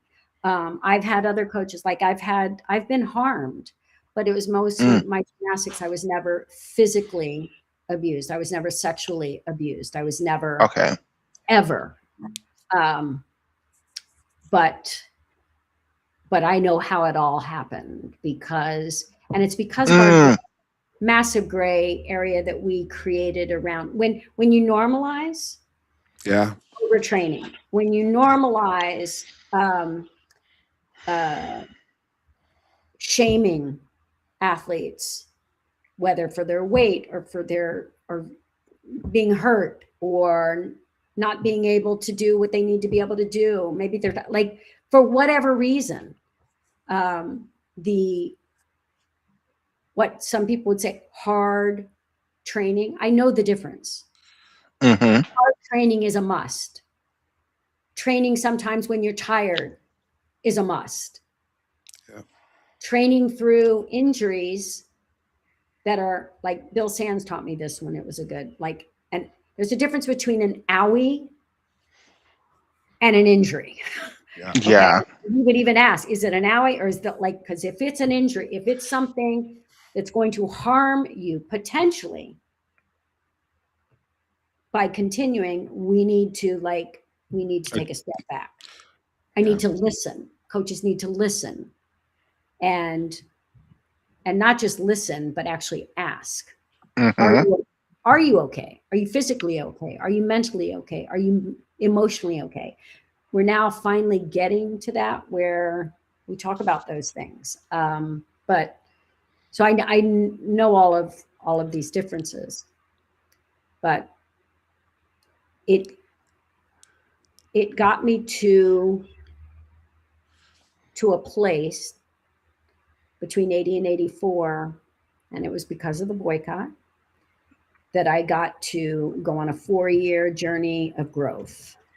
Mm. Not just gymnastics growth, but life. That's such an amazing point of view because we know some of the other gymnasts who made the 1980 team. They said Marsha Frederick said very publicly how disappointing and how hurt she was, and how it's just something that she still to this day cannot get over, that this Olympics just never happened for her when she was like her prime. Like she thought she was going to go win a bars gold medal at the Olympics, and Yeah. she really has never been able. So for you to, and Marsha was also, she was younger than you, but she wasn't like a 13-year-old gymnast. She was a No. 16, 17-year-old. So for I could see, like, for both of you, like where you both felt like this, well, not you, but for her, like she felt like, okay, I was gonna go to the 1980s Olympics and I'm done.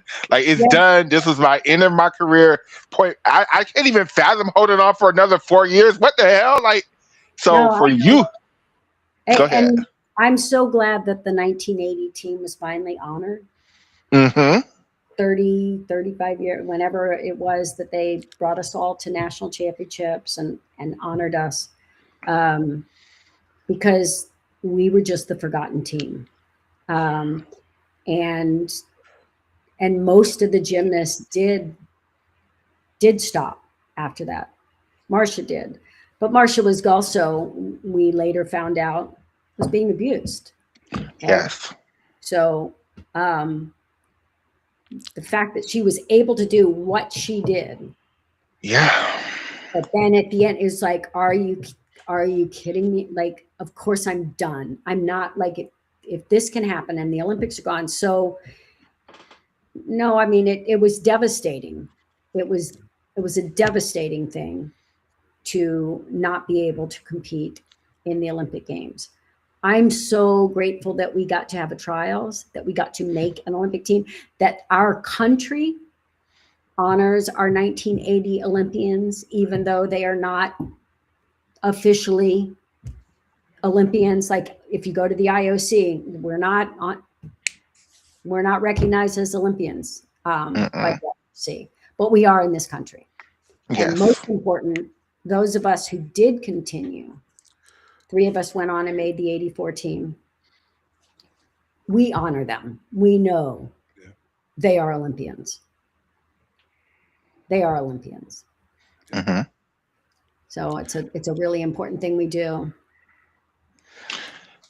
Go ahead, Alex. So I could hear you talk all day and just sit there and just like listen. Like you have such a wealth of knowledge and so many experiences. I'm curious. Can you tell me about your experience at the World Championships? Was it World Championships? Oh no, it was Pan American Games. Pan American Games in '91 in Cuba. in Cuba, commentating in that arena. Because that's the year I was born, so I want to hear about this.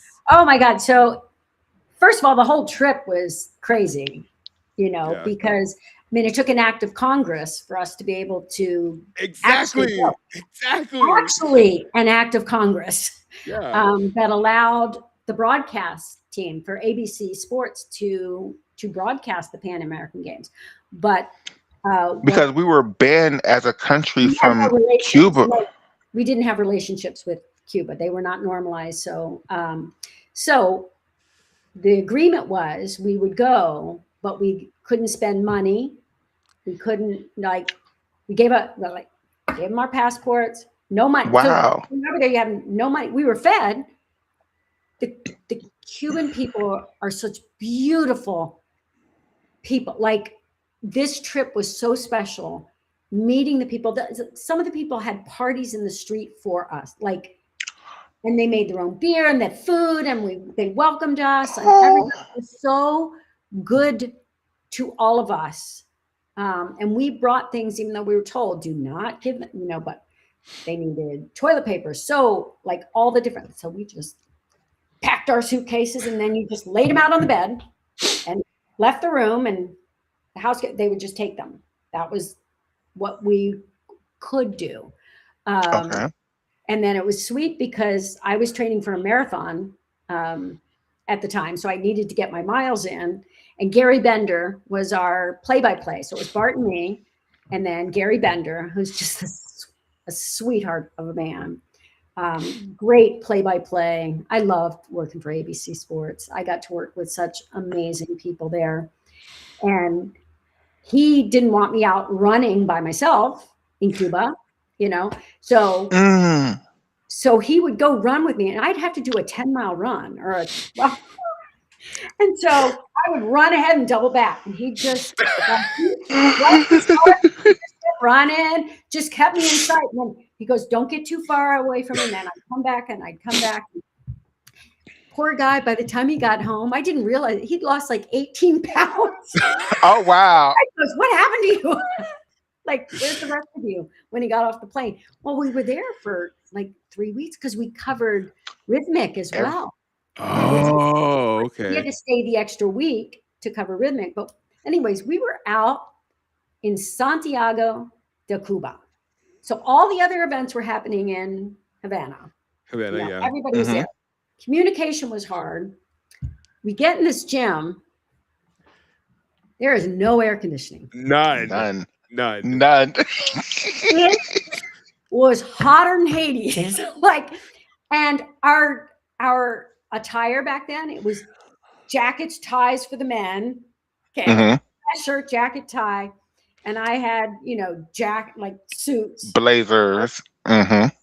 Okay, there's no way. Poor Gary, he's like the scene from Broadcast News when the guy so anyways, we decided we had been given some gear by Frank Shorter. He had a company that made like athletic gear. So we had like these polo shirts. And I was like, okay, we'll just wear these. But they had put out a memo. We were not allowed to wear them on air.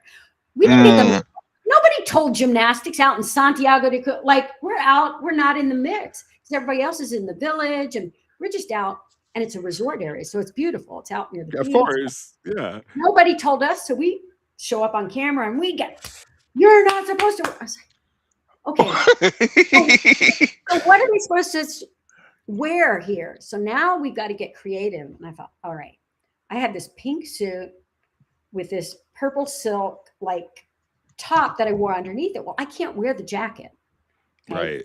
So we all took our jackets off, but it's this purple shirt that it kept falling off my shoulder. Yeah.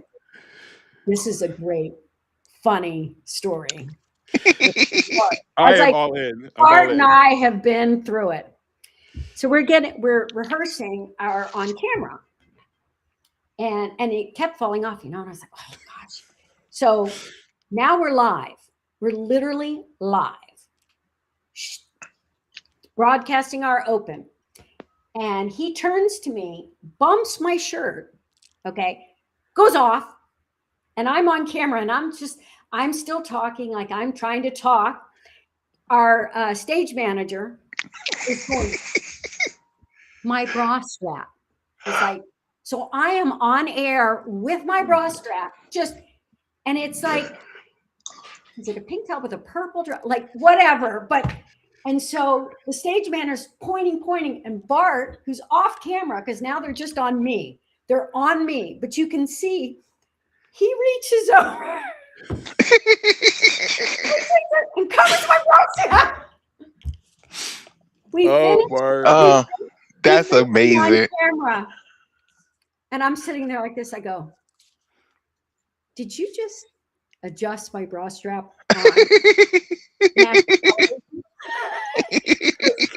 I think I did. So then I think it was the same day we're doing another on camera, because they would just come to us. Like, remember, they're just doing all the sports. And right. And they would always come to us when nothing was happening or something terrible was happening. Or all these great routines are happening. We're like, come to us. Like, so-and-so's going, so-and-so. No, of course. And because the communications was so bad, sometimes our producer wouldn't get notice that, hey, we're coming to you in 30 seconds. Oh wow. So we're sitting there, and Bart and I are like talking, just shooting the breeze or whatever. And in our headsets, there would be times we would get, okay, you're on 3, 2, 1. Wow. Okay, and we'd have to start talking. Well, this was for they had come to us. Producer doesn't know. All of a sudden, in our headset, you guys, you're on. I'm like, and we just start talking about. I was like, what were we talking about just now when we think not on? You're on. Oh, so, and then they're like chalking P-bars for 3 minutes. Oh wow. Dance and talk about, well, what you missed was the best routine of the entire competition. Yeah, it was a hoot. It was a fun meet, though. Some great gymnastics. Yes. Like phenomenal gymnastics. Phenomenal. It was so And that good. crowd brought the house down itself. Oh, I know. They were wonderful. They were such like passionate. So knowledgeable. Yes. Well, same thing when you compete in Europe. It's why I loved and always competed better in Europe or anywhere in the world. But I just did. They were such fantastic crowds. First of all, That's one of me Addict's main goals, Kathy, is to bring that knowledge to the American crowds. Because we, even as fans, we see the Americans, they're just like, yay, or they only clap for the Americans. Or unless you're like a superstar, they don't really know what's going on. They're just there and clapping. And it's just so frustrating because the Japanese fans, they know So gymnastics intelligent. down. So intelligent. No, and it didn't matter like what country you're from. One of the most distressing. Because you went to NHK Cup.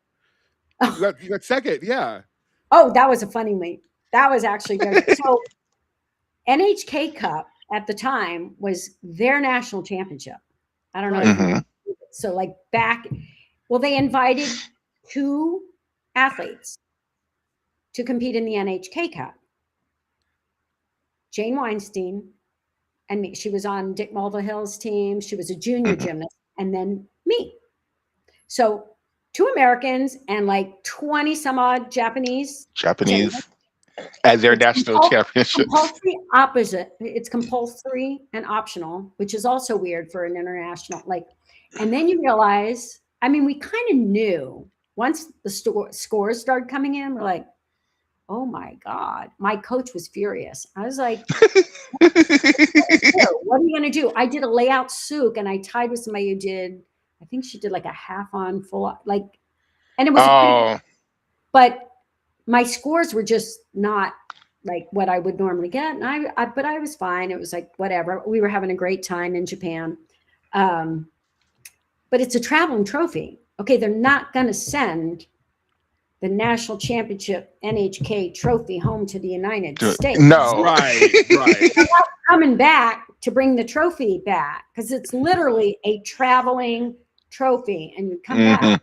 So in my head, I was like, well, no, it makes sense. So I was second, which was fine. And I loved all the Japanese gymnasts. So I was friends with a couple of them. I didn't know them then. I got to know them after this. But in the press conference, the Japanese media started saying, one of them asked, so we in the media think that your scores were too low. Oh, wow. We wanted to know what you thought about the judging. And I'm like, I'm not going to say anything bad about the judges. Do you really think your scores were too low? What do you think of the judging? I said, well, honestly, we can't control, we can't worry about the judging and the scoring. We just play routines and I can't worry about that. So I didn't notice at all. The most diplomatic answer. No, but I was like, it was so sad. Because I didn't want the gymnast to feel bad. And the funny thing was the gymnast loved me. And after the years, I loved competing in Japan. The Japanese people were such wonderful hosts and Mm. Yeah. such a great audience. The most prompt, on time people. Like you'd get your schedule and it'd be at 22:31 and a half, Yeah. hour. You are Yeah. to be here to get on the bus. It's like, okay, not like 30 seconds after Mm-mm. this minute and this hour. It was run like clockwork and it was wonderful. That's They actually did a comment. I didn't know this, but after that NHK meet, because it's nationally televised, it's a big, yeah, it's a big Mhm. deal to this Big, it's a yeah. day. huge To this meet day. there. Yeah. And I was like the media favorite. One, because I have Oh, long blonde hair. So which is uh, unusual in different. like Hmm. this long, straight blonde hair. And after that meet, I went back and I was living in Chicago and training there.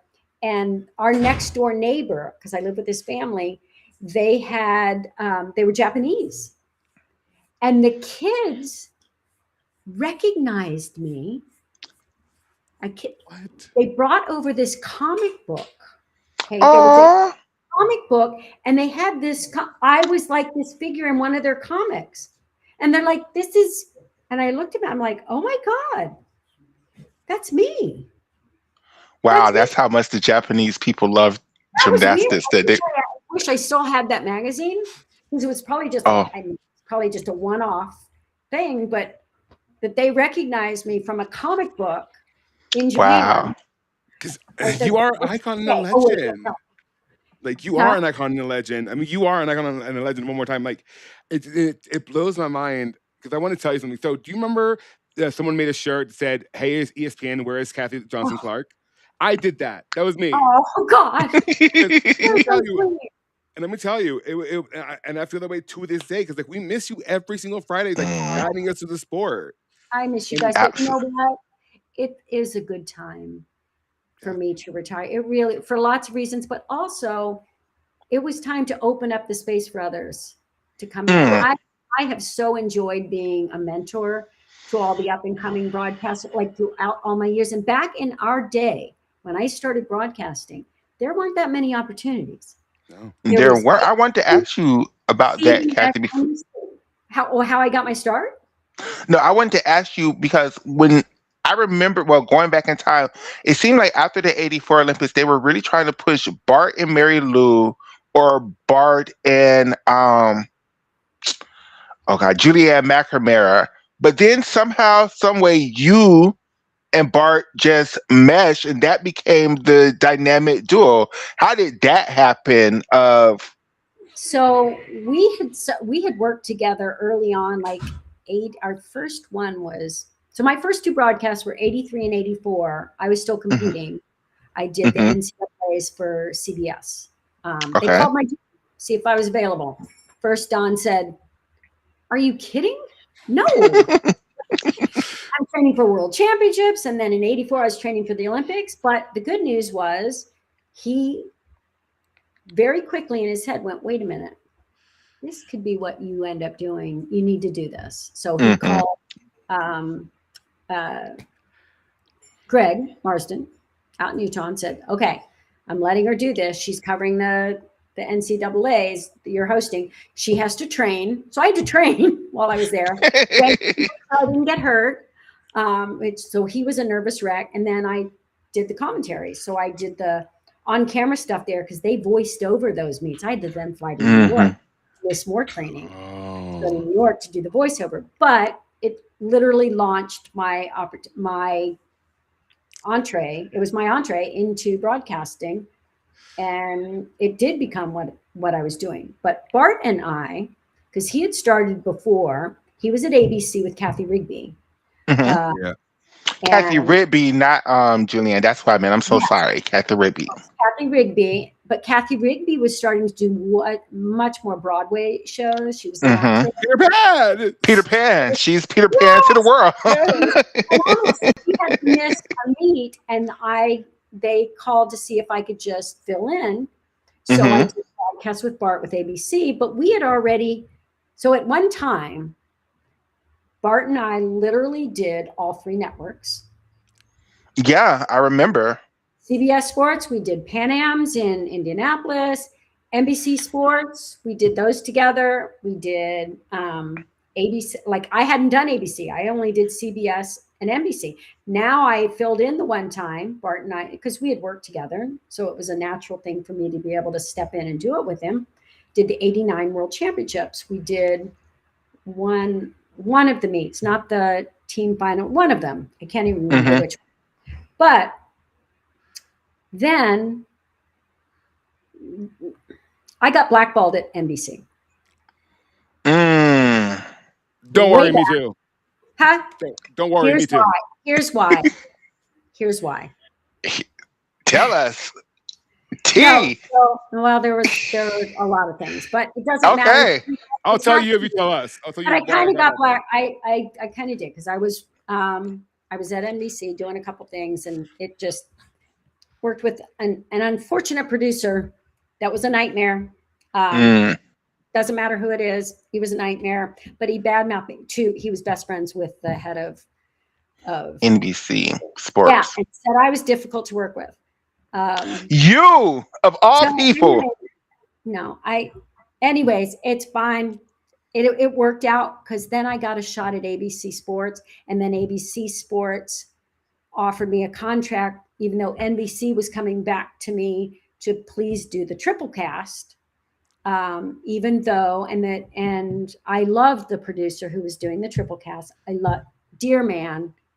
And he says, I know you want to just tell us to go take a flying, you know what, but please, would you, like, I really want you to do the triple cast with me. And it would have been with Peter. And I said, I am not that ugly or not, like, I'm just not, I wouldn't do that. Like, I love you. I wish I could do it, but I have an opportunity to sign a deal with ABC. And he goes, you got to do that. Like I couldn't miss that opportunity. And honestly, absolutely.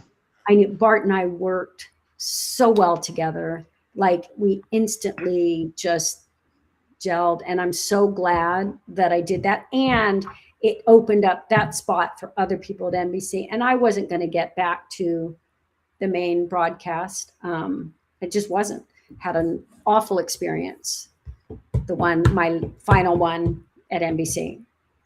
Well, I would say this. Kat. It was Tim's very first broadcast with NBC, and I did American Cup together.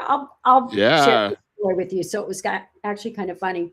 So at that time, we'd only had like 4 American Cup champions. Maybe it was only 3 or maybe 4, I can't remember. But I was getting ready to do my on-camera opening, and I knew that what I wanted to talk about was how exciting, because we had this tradition. American Cup champion went on, became Olympic champion. Olympic gold medal, Mary Lou, Julianne, and then Tracy won a medal, and Nadia. Mm-hmm. So I was going to name, and so we're rehearsing it. And the producer in my ear goes, he goes, no, that's too many names. Only meant to do. And I'm going, okay, then I want to change my entire opening. I'm not going to leave out one person or 2 people. Wow. Like, which ones am I going to pick? And they're all teammates, friends, like people I admire. I'm not leaving them out. Right. I'll just do something different. No, you need to say Nadia and Mary Lou. I'm like, I'm not leaving out Tracy and Julianne. I'm not doing it. Like, it was only 4 names. Like, that's so ridiculous. I know, but it was just a weird thing. And so I was like, and then later on, a little bit later, he's getting upset because it wasn't a sellout. He told it was a sellout. I said, in gymnastics, people walk up late. They just and the seats are all colored. I've been doing this. Like it worked Understand. out. It worked out that I got another path offered to me that just ended up making my world. Bart and I got to work together. ABC Sports was my dream. Like, so it all worked out. I thought we'd get to do an Olympic Games because ABC had the Olympics at that time. Yeah. And then NBC got the And then we never lost, ending package. and we never got it back because they got them for the next 3 million years. And Yeah. Bart and I go, uh-oh, what's going to happen to us? And then ABC dumped out of gymnastics. Yeah. Unfortunately, FIG.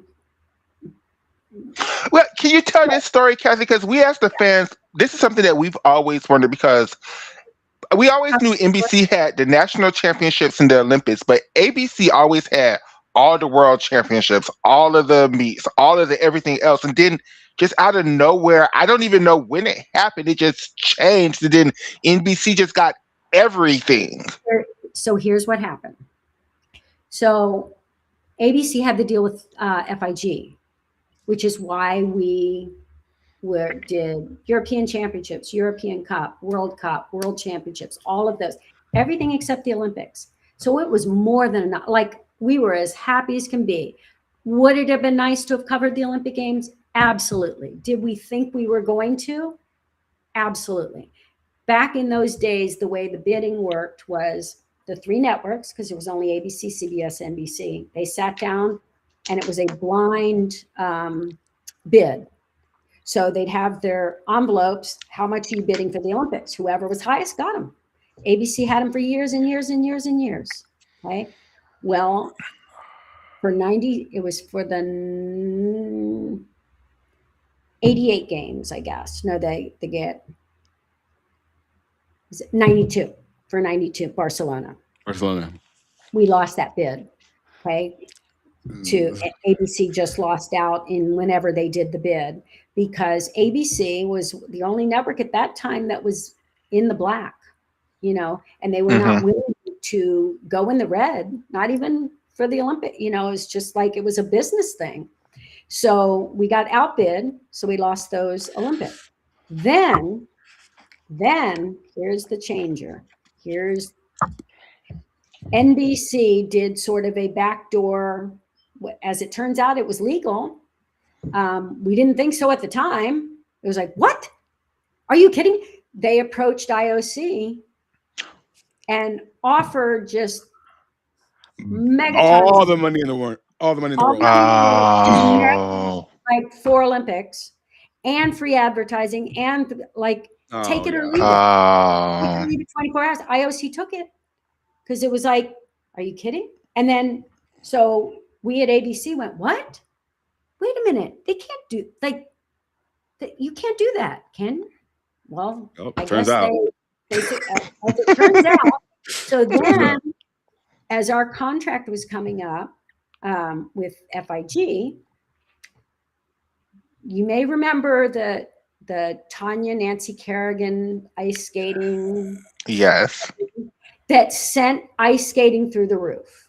Yeah. That sent ice, like there was so much attention now to figure skating.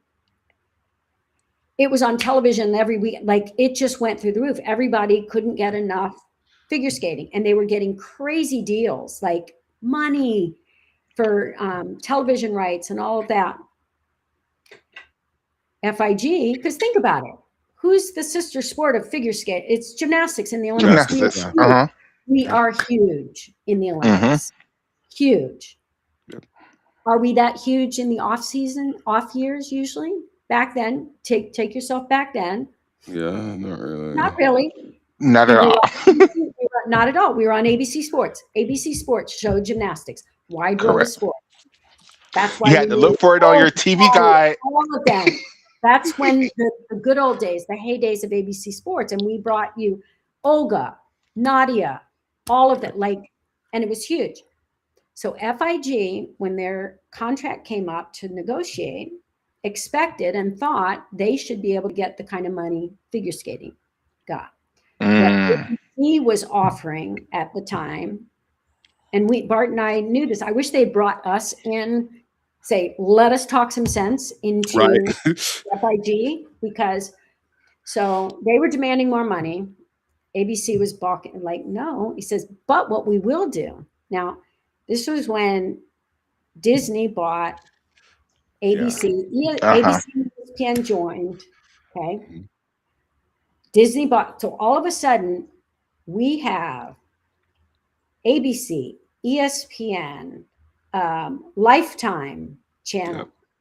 What's the other? All the Disney channel, like The Disney channels, all of the Disney channels. They were going to give gymnastics so much coverage. They were going to cover. Their offer was cover every FIG event. Oh, wow. Acro, gymnastics, because they put it on Disney, Lifetime, ESPN, ABC. So it was going to be exposure. That's how you work your way up to crazy big money. Yeah. But the money wasn't big. So ABC, gymnastics, FIG's, no, we want the money. The money. ABC walked away.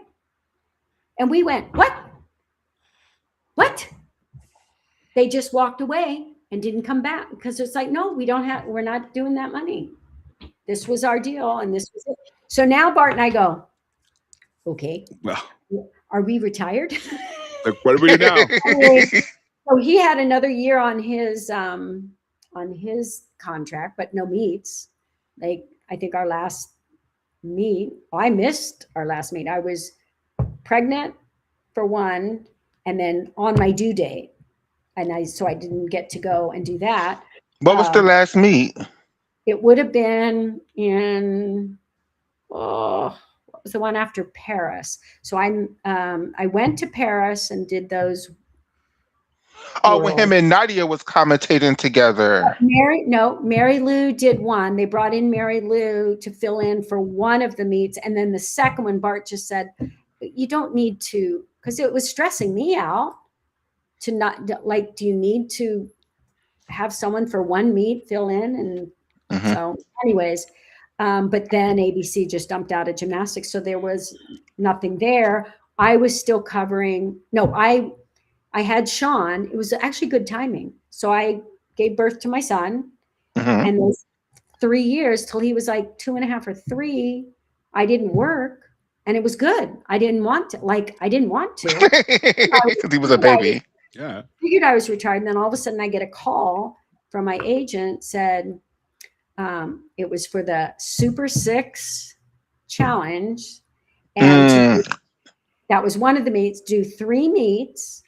It was a packager for ESPN, putting together 3 college meets in the SEC but I was living in California at the time. So I'd have to fly all the way. I was like, I don't know. And my husband goes, you can do it. I've got him. You can leave for a day and a half. So I'd literally hop on the latest flight, fly in, do the meet, fly home. And I did that for a few years with Chris Marlowe. And then I think John Neighbor did some of the meets. And then Chris Marlowe got his gig at NBC and they needed a play-by-play. And I went, why don't we get Bart? 2003, 2004. I said, why don't we get Bart? Because he's not doing television, because ABC's not doing anything. And so Bart joined me, and we did 3 SEC meets, fly by to the seat of pants television. We go from ABC Sports, where like literally they have your historians doing not doing my notes for me, but they literally had researchers. The researchers. Yeah. Oh my God, we did a voiceover in the rental car underneath the arena. I'm kidding. We had to stay till 3 a.m. They ordered pizza, and we called the meet from a rental car after the meet was over, because we had to redo some things because they had a sound. Wow. We went from those days to then. And so for all you NCAA fans, so that you understand how NCAA gymnastics grew to what it is right now, Mega Ronowitz started the SEC network in whenever it was 2000, what was it? 2013, 20, Yeah. something like that. It's newer. Yeah. She came to one of our meets, okay, and then to shadow us, to watch a gymnastics meet. looking at the crazy, like, she goes, this is unbelievable. Why are we doing this live? We should be doing these live. So these voiceover, I was like, exactly. They can, and the last 2 or 3 years had created, because we'd go to an arena and they'd have a scoring system that was so slow for television. We need scores Now. Real time. real time and go so that we can announce them, so we can call it live, because we had to do live to tape, that we had to do it cheaply, and doing it live to tape is the way to do it. And then it'd air a week later, 2 weeks later, a month later, whatever. People already knew the result. So anyways, she noticed I had my laptop that I had created a scoring program. I did this all by myself. And on Excel, I created a scoring system that would count the top 5 scores, drop the low, average, and immediately, like, you could change a score and it'd immediately go in there and fix it. And I had it all worked out on my laptop, and I'd bring it and I'd give it to our stats person. I was like, don't touch any keys. Mess up, I can't fix it. It'll take me 3 weeks to fix it. Like, I don't really know how to do it. I just Googled it and figured out, how do I? So I The had formulas and yeah. it was amazing. So anyways, Meg goes, what is that? And she's looking at it. I said, oh, I created it. It's for, and she goes, wow, can I get my tech guys over here to look at this? I said, sure. They come over and they're, oh, they literally took my program and put it on steroids. It keeps season high, career high, needs to, like, all of this crazy stuff. My husband just said, and you were compensated very well for zero.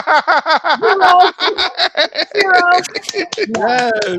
My reward was watching NCAA gymnastics go through the roof, because once we started covering it live, and here's what's so incredible. Our team at ESPN, most of them women, not all of them, but a lot of women, happy to say, every year grew this thing and upped our game and came up with all our tech tools, and then brought in more broadcasters and started to, like, it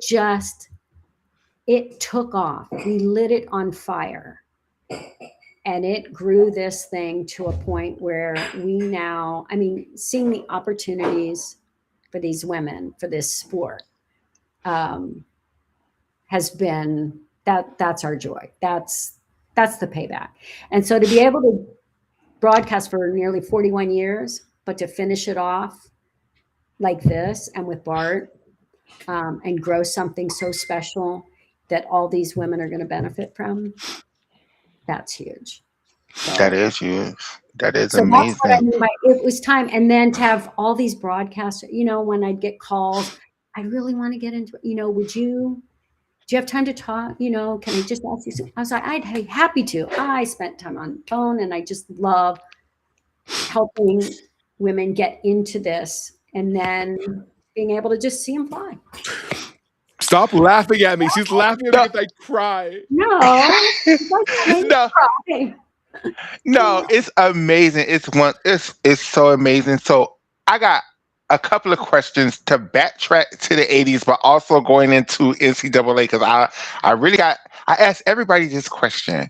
We have this issue with the fans every year, especially this season, with the lack of difficulty in the NCAA, especially compared to like 10 years ago. Don't nobody want to see people injured, No. but we do also feel like 10 years ago we were getting just a little bit more in gymnastics than we're getting now. And this is the first ever time that I can remember that I've actually seen a regression in the sport, not a progression. Well, here's my analysis, because I've watched this happen over the years. Be careful what you wish for. So when 10s are exciting, right? Oh, I lose my shit every time. Super excited. Every time. I'm so excited for the gymnasts because they're so possible now, even when they're not 10s. Like Mm-hmm. I can't unsee what I see. I know what I Right. see. I know Mm-hmm. it's backwards, forwards, upside down, backwards. I know this sport. The flaws jump into my eyeballs, not because Mm-hmm. I'm looking for, because I see it. So, Yeah. and they're not mistakes. They are not mistakes. They are simply just because it's a judged artistic sport and there's a standard of, so it's like I try and tell people, if you can tell a gymnast has knees or feet, like if you can tell they have them, then they're probably not perfectly straight or Yep. perfectly pointed. Most Yeah. likely the knees have gone a little soft. That's a flaw. That's a deduction. Okay. Should be. It's no longer. Okay. And it hasn't been for a long, long time. Now, that said, what helped really grow this sport and bring people flocking is the 10. Yeah. The excitement of it, because we built that excitement. And then Yeah. all of a sudden it goes, oh my God, they're top 10 at Sports Center. It's a 10, it's a 10, it's a 10. And it's going crazy and crazy, crazy. And the records and the this and the that. And you're like, okay, but does it make sense? Yeah. According to the code, no, it doesn't. I'm just telling you, it does not. Yeah. I'm not saying that we should. I do think they need to change the code. They need to create. Well, they need to write an actual code for NCAA to begin with. It should be an NCAA specific code. Yes. That's what's Mm-hmm. most important, because otherwise you should just tally hits and misses, sticks Yeah. and non-sticks, because it's become live by the stick, die by the stick. Yeah. There are times we see a routine that is superior in terms of amplitude, execution, form, Yeah. or precision, or literally flawless. Okay, and then they take a little step on the landing. So, okay, you have to take that deduction. Well, if you're going to take that deduction, it was still the best routine, but that was Correct. a mistake, and that's a noticeable deduction. And so now everybody is an expert because they think that should have been, I've seen vaults that were under rotated and they weren't high enough. And Mm-hmm. because of that, they stuck because they couldn't over rotate. They literally could not step forward because they would have sat back. So they were Yep. under rotated. It was not high enough, but they got a 10 because. So there are other things to judge. Not said. And it's a particular school that I feel like that's the technique they teaches all landings. And Now everybody's sticking. Here's why. They know how to do it now. It's money. Yeah. It's training. It's drills. And you get the drills. Oklahoma got into it for I used to try to show everybody. Have you ever watched them warm up in a meet? You got to watch them warm up because they do this in training too. They put that high mat up, they hold it up. Mm-hmm. They have to pop up and get that high. Yep. The ball puts them in the space where they can actually achieve the shape needed, the perfect height needed, and to set it up. When you snap your feet down like that and then go into the twist, you orient yourself to the floor and the landing, and you're going to find that landing. And then they teach the spot after the 1.5. So there are ways to do that. Well, now they know exactly what to do on that landing. Watch the arms as they make contact with that floor. And this is why it's a roundabout way, and I'm trying to talk way too much, but no, love it. Why you see the same skills over and over and over again. Those 1.5s, that's money right now. Mm-hmm. They do them on floor, they do them off beam, they do and on vault. All the drills are geared toward perfecting the skill, but more important, the landing. Yep. They can zoom in. Why? Because what pays off? What gets the landings? It's having great landings. So you're going to get that. So now what happens? Because I used to ask this. So what happens if you get the 2-3 best teams in the nation, or let's say all 4, hypothetically, they all stick their landings, every one of them. Is everybody tied? Are they all equal? No. Because right No, now in the Dakota points, everybody will be scoring between a 995 and a 10 with all stick landings. Like, yeah. So I'm okay with too high and too close to scores. I truly am, even though I can see like a 9.8 should be a good score. It should be. Thank Kathy, you. we say this all Thank the you. time that Thank one of you. the issues with, Now it's a mistake routine, Yeah. yeah, Yeah. Yeah. which is a unfortunate. 9.7 should be a good score. It should start off with the good scores. Then a 9.8 should be a great score. Yeah. A 9.9 should be close to perfection. Exceptional. And Exceptional. then a 10 should be perfection. I Like, I don't love understand why a 9.7 is a bad score. Like, a 9.7 is a great score. part of it is America. Okay. Nothing is big Yes. enough, nothing is great enough, nothing is record breaking enough, nothing is like we need tens or nine, like we need records broken. We need instead of no, we need performances that make us just like Take your catch breath our breath. away. Whether it's because of the originality or the level of difficulty or the artistry, Virtuosity. so many Yeah. different ways. I used to love ROV, risk, originality, virtuosity. Can you explain that to the people? I try very hard to explain it to the people. I don't think I do a very good job. Can you explain it to the That's people? right. But here's the thing. We got here because it was built on good intentions. The intention Yes. of the code of points and to try to make judging as subjective as possible and as fair as possible around the world and consistent. We wanted to put numbers to everything, every value. Well, when you're talking about an artistic sport, there are quantitative measures and qualitative Mm, measures. Okay. How do you put numbers to quantity or like difficulty? They got that fixed. We're just hmm going to add. So it's additive, like in internationally. Yeah. Okay. But in college it's different, but it's still the same. So that could add to your routine, your score. That's the Simone Biles effect. Yeah. hmm That's why Simone Biles was unbeatable. They still had to take the deductions on execution because they're there. They're like hmm there are flaws in the routine. hmm They will take the deductions, not a big deal, because she's going to get credit for For her everything. amazingness. I just made up that word. Love it. Difficulty. It's like, yes, I want Yeah. her getting credit for pushing the envelope to a place we never believed was possible. Well, Yeah. you get At so all. much credit. That means for those who maybe their gift to us, not their gift, Mhm. their natural whatever, but the gift to us is their artistry or their amplitude or their execution or their technique. I mean, there's so many ways to make gymnastics beautiful and amazing and jaw-dropping and awe-inspiring. Okay.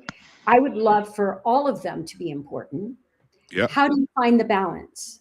They're still trying to do that in elite, but the open-ended scoring allowed for, okay, for the artist to come in and get no deductions because, oh my gosh, like flawless, flawless, flawless, beautiful, artistry, all of the things. So it balanced it a little bit. Well, in college, that's a little harder to do. It's not Yeah. impossible Yeah. though. But they need to pick. They need to, and I don't even need to pick for them because, like, I'm old and irrelevant in some ways. I You came are up, Never. not. Never. Never. but I came up in a time where, like, I you understand what you're train saying. Yeah. like for perfection, okay, and you can't be more perfect than perfect, but you can Correct. do more difficulty and you can go higher. You can do, More twists. more More skills, flips. more tricks, more flips, more whatever. So you could do it in college, but they need to create a code of points. Yep. You can do it and still have really high, exciting scores, but you need to be able to take micro deductions Yeah. for Absolutely. slight flaws or just for like think of the full split. Yeah. To show a full split, you actually have to go well beyond because I learned this from you. Yes. yeah, like a flip book or a film, you need Yeah, 'cause multiple frame so that our eyes, because they don't register. They don't. Almost every leap, you could find the one frame that they hit a split and say, see, they hit it. Yeah, but we didn't see it. There's no way. Our eyes and our brain can't register that. So that deduction could be taken almost every time. Do I want them to get hit with the 2/10, special requirement? No. Do I want them deducted every time their toe point isn't perfect? Because some people don't have a perfect toe point. That's not, and to tell people it's not because they weren't born with perfect feet. Sometimes it's development. It's not what they focused on in their foundational development. Sometimes somebody's born with a perfect toe point. Well, lucky you. Some people develop it though. Yep. And it's years and years and years of foundational work and strength that got them there. And that's as important as developing the power to do a triple double. Or truly. Because there's some compulsories that Simone herself can't do. She can't do a back bend. Like no, exactly. But there's so many different ways to be special. Circumvent. Like you're. So in terms of commentary, the way I always approached it was find their special. Yeah. What makes them them? What do they do best? What is the highlight? And make sure that we highlight that. Make sure that we show that off. And then what I would try to do back when there were deductions taken is to be a judge whisperer or a gymnast whisperer. If it was something they could improve, because I'm also really careful there. Yeah. I'm fully aware there are things that some people cannot correct. They would if they could. Yeah. Don't hammer away at that. But if it's something maybe they just didn't know, oh wow, I never thought about, like I didn't realize my foot is sickle in that position, or my toes crunch. I can fix that. To try to be constructive in your critique. Yeah.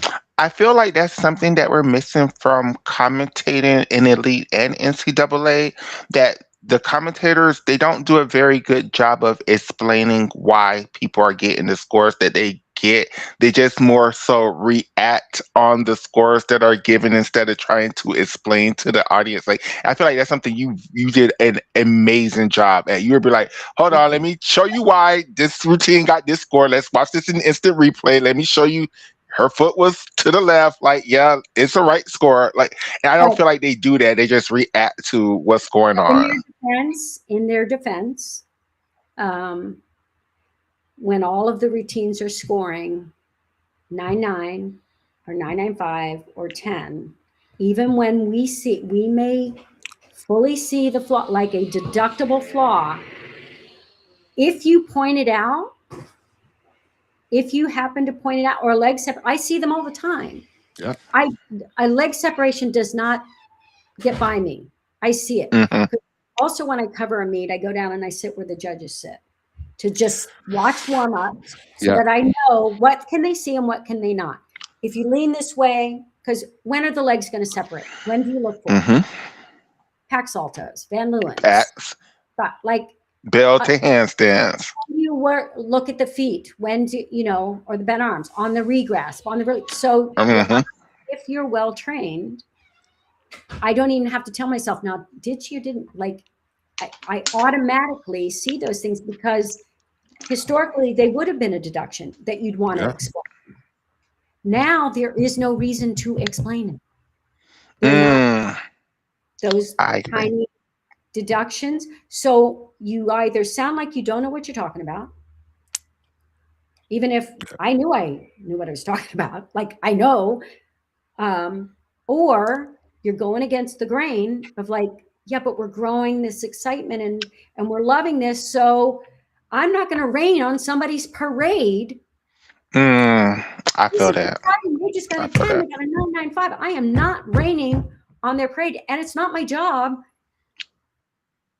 to say, okay, like, because sometimes like, hold up, y'all, hold up. Say, I didn't see, and maybe they mean it. It's say, I didn't see a single deduction. What are they going to take from that? And I want to go hold my beer. And then I'm sorry. No, but really, yeah, you're right. You're right. You're right. No, you're right. It's like, wait, hold on. Like, watch it. Like, hold on. But here's the thing. Which gymnast routine are you going to say that on? None of them. None, Ever. None. No. Yeah. Dude, I love these athletes. I love the work they're putting in. I love when they hit their version of perfect. Yeah. Mhm. Their perfect routine, even if it's an overscore, Yeah. that I know, I'm like, celebrate that they just did their perfect routine. Would I have given it a 10? Who needs to know that? Like, seriously, do I need to show everybody how much I know and how much I can tell? Like, No. not really. No. Not if it's going to come at someone's harm or someone's Mhm. need to do it. Does that mean we give up and don't figure out a way? Because at some point you're going to paint yourself into a corner. Because I said, when all teams start sticking everything and they've watered down routines, not because they want to, and I don't want anybody unsafe. I don't want anybody having to throw crazy difficulty week after week to the point they pound themselves into either a hole, whether mentally, physically, or emotionally, because gymnastics is hard. Yeah. Right? That said, because they are driven by the code of points. Why would you take a risk of doing something that's not going to get the highest score possible for your team? Correct. You're going to. So it's not on the gymnast. The way they're being creative is with their choreography or their music selection or their, the flourishes or whatever, maybe. The flourishes are wonderful, but the one trap we're falling into, because so much of it is they're watching your teens on a phone. Yeah. They're watching their TikTok or their Instagram or and they're cutting off feet, head, and all they're seeing are the flourishes, the this, and it looks great. When I say, but it's a judged sport, and I know what you need to, like, skills have a certain shape. Yeah. Not bodies, skill shape has a certain shape to it. And if it misses that shape, that's a flaw.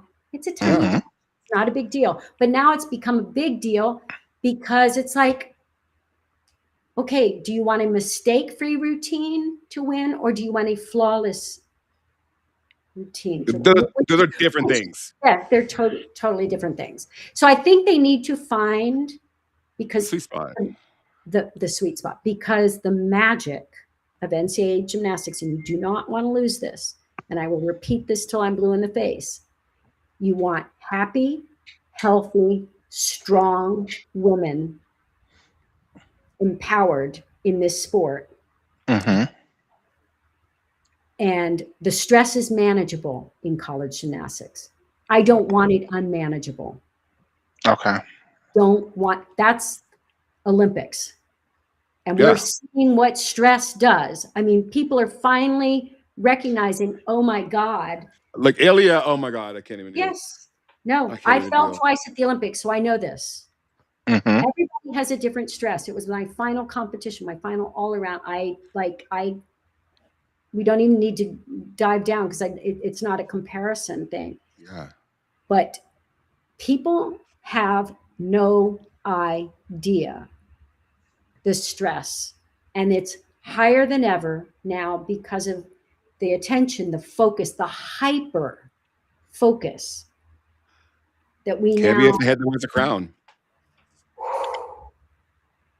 Yes, we need to back up, and it starts a lot with America. I'm sorry, it just really, really does. I mean, enough is never enough. No, and it's like we feel like we deserve, or we are And then right. These athletes have to feel like they have to live up to that. So they have to trust me. We create our own pressure. Yeah. And that's not a bad thing. That comes with the territory. We chose privilege. We've trained for it. And yes, but we have got to recognize that we, meaning the people, The fans. fueling this, their responsibility too, because there's a responsibility. And hold themselves accountable too Same to thing in that college standard. gymnastics. It's like, Mhm. you live on the gym internet, you know this. Yeah. It's like care needs to be taken, for Yeah. God's sakes, in what you say and what you write and what you know. Because they see it. These athletes see what we Of post and what we course, share and all that. of Yeah. course, it matters. It matters. Yes, Absolutely. our sport matters. Um, I felt that as a commentator. I felt like my integrity mattered. Mhm. If I know, and I feel like I'm a caretaker of the sport, That's it. okay, and of these athletes, So that. and their parents watching their athletes put themselves out there. Okay, so there's just I know all these layers. So Yeah. yes, can we talk about what we need to do for code of points to make scores make sense? Mhm. Absolutely. Absolutely. But you take good care of the way we do this, Absolutely. of the way we talk about it. I love that. And let's segue into this because as fans, there's been in recent weeks the abuse in the sport, and we talked about your former coach and just all of the people that you've seen throughout your tenure of the sport. And I'm pretty sure, even as who you are, you've seen some of these people. And you were like, "Wait, you were doing all of this? Like you were like." Amazing. Like, how can you be this person? And like for us as the fans, like we keep going through this. Like every time we get a coach somewhere, the coach turn around and be crazy. Like we just had somebody who I idolize. The girls are saying, allegedly, allegations are that she drove the program into the damn ground. Like, and it's just how do we as the fans be like, okay, this is a good person, let's trust them with the sport, let's trust them with the gymnast that we love so much. And it's just like each and every time as the fans we keep getting let down by. But also, I need to tell the fans this too. Sometimes you don't know what you don't know. Man. Okay, so to assume things, because there a lot of moving pieces in Mm-hmm. in any program, in any situation. And I have seen in all my years, I have seen, felt, heard about abusive coaching or talking or whatever. And some of it has been addressed.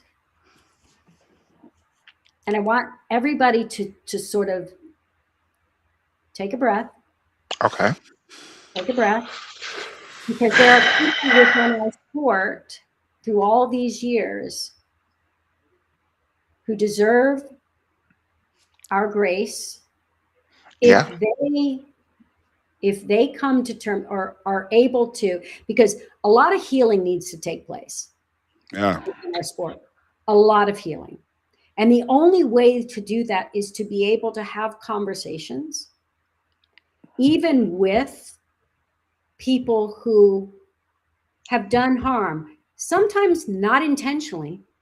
Yeah. I Sometimes can it's 100. unknowingly, or because this is the way I Was raised. Oh, was until I knew. taught. It was the way I was coached. It was the way. Also, when you're doing a sport, it's hard. Yeah. Can I just be clear? Gymnastics is a hard sport. The It's hardest hard sport. physically. It's hard mentally. It is hard emotionally. Emotionally. You're in a sport that you can literally fall on your butt in front of the whole world and have to get back up and smile. In a leotard, no Finish less. your In team a and leotard. still stick all of these, like we we need to be able to give grace and accept grace, and also give critique, accept critique.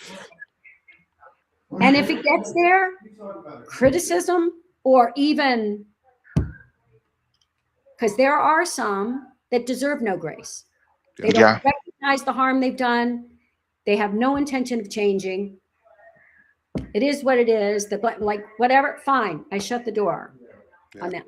But there are others we need to invite in to have these conversations so we can figure it out together and heal together and find a way forward together so that we can create the safest, most productive Mm.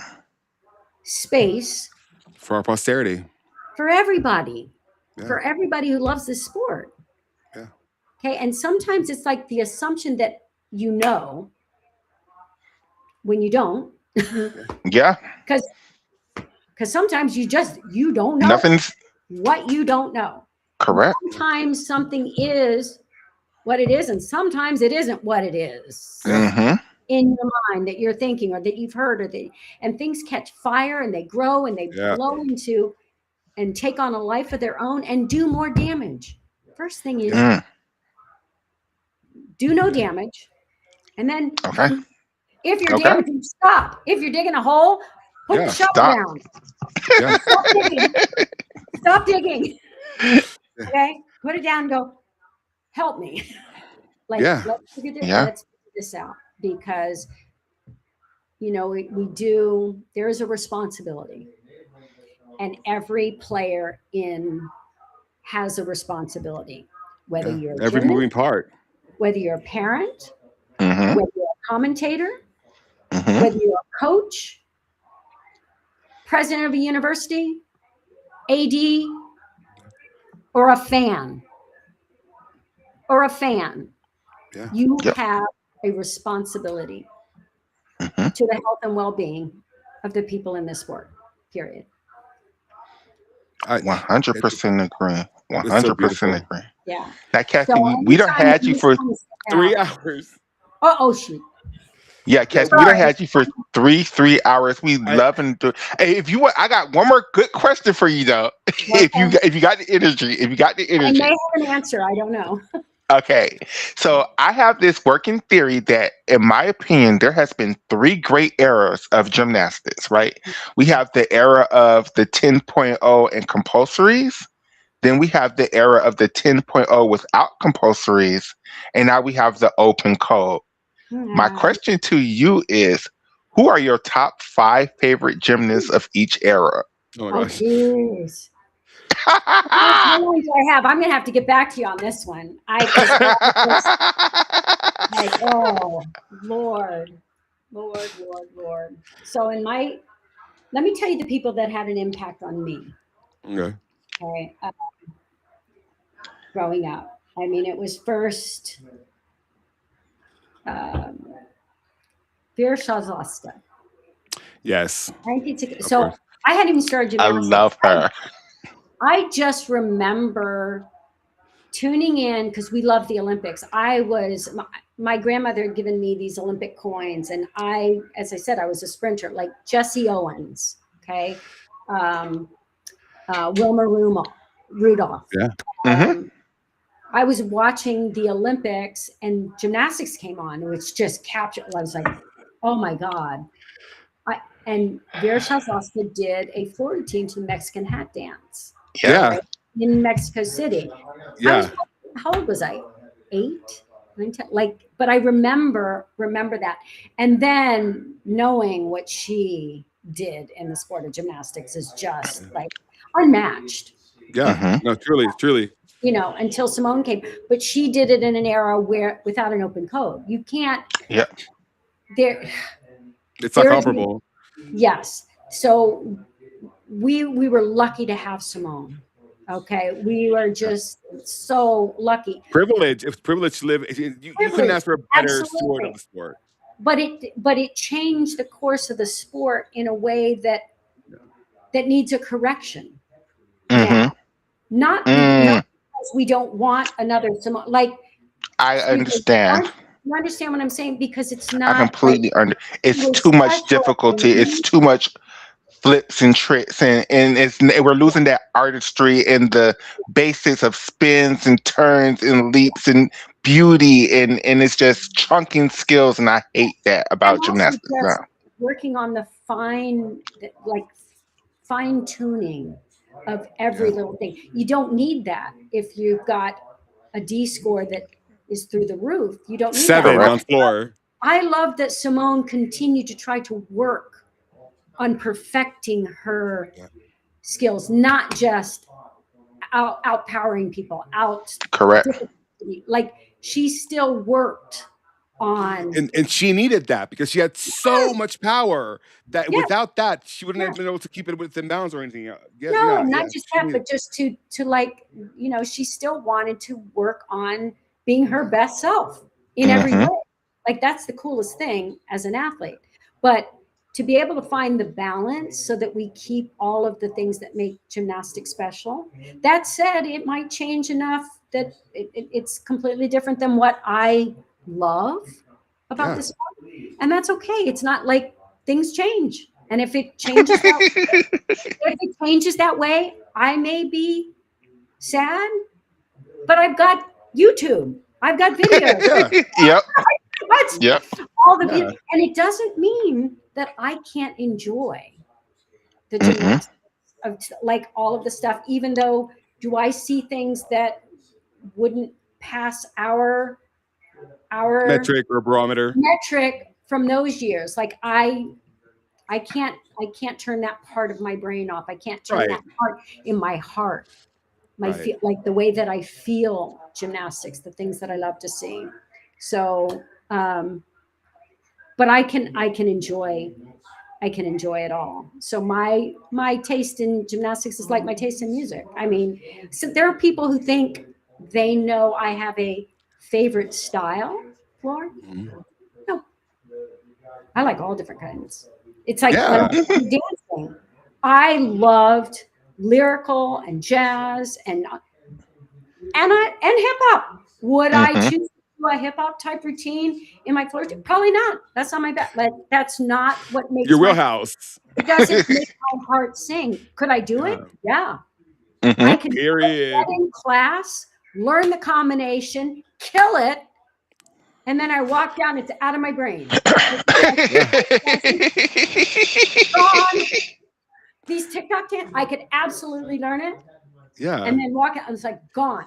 But a classical piece or a lyrical piece or whatever, I may remember in my bones and in my Yeah. for the Hmm. rest of my life. Because it makes your heart sing. It makes Yeah. me okay. But Yeah. other like I can love all kinds of style, but every style also has a standard, has a Yep. Yeah. in Yeah. everything. And one thing Yeah. that people need to still be aware of, you are on a floor exercise, which is theater in the round. People see you from all around. They're not Yeah. watching on TikTok. They're not watching on the phone. The judges are all around. The audience may be sitting in the rafters in an arena. So your routine needs to be designed. Project all the way out there. Oh, yeah. And it needs to be like you need to see it from all angles. Yeah. Hmm. Yeah. Like So it's sometimes it oh, works great on a phone and less so because you in. can have the angles, you can have the close up, you can make your lens like reach them, but like when Yes, you're there live, it's completely different. totally different. Completely different. Yeah. And it's going to have a different impact. It's going to have a different impact on the judges or on the audience and people watching from TV on TV too. So, Kathy, thank you so much. This has been so incredible. Like, let me tell you, like every week I stream the meets on. I'll tell you, I stream the meets on Twitter and on Twitch for the whole world to see them live, yeah, and your commentary is always in my head, like a little voice, and it's always like you need to say this and say that, and be like, and what you said is be a good steward of the sport. And I'm gonna yeah, cry again, like. And that hits home so hard because I'm like, that's what I want to do with these streams. That's what I want to, when people like start filing in to the streams and we just talk about gymnastics. It makes so much sense. And I promise to be a good like you are. caretaker You of your can tell. sport. Yeah. You wear And you wear your heart. aw, So And Kathy, I just want to personally thank you for helping me when I was trying to get Diane Durham into the USA Gymnastics Hall of Fame Oh, and all the stuff that you did I to help. finally kicked that in high gear and just like I hammered it home. I was like, this is ridiculous. Like this should have happened a long time ago. A I long, long thank you so time ago. much for that help. Oh, that came from that. No, that was a. Kathy, thank you so much. Dennis is saying goodbye. Thank you so much for coming on. Love you Whenever you guys. want, whenever you We want, you're love more than you welcome. more than everything. Thank you so much for being here. Bye-bye. Bye, Kathy. Bye.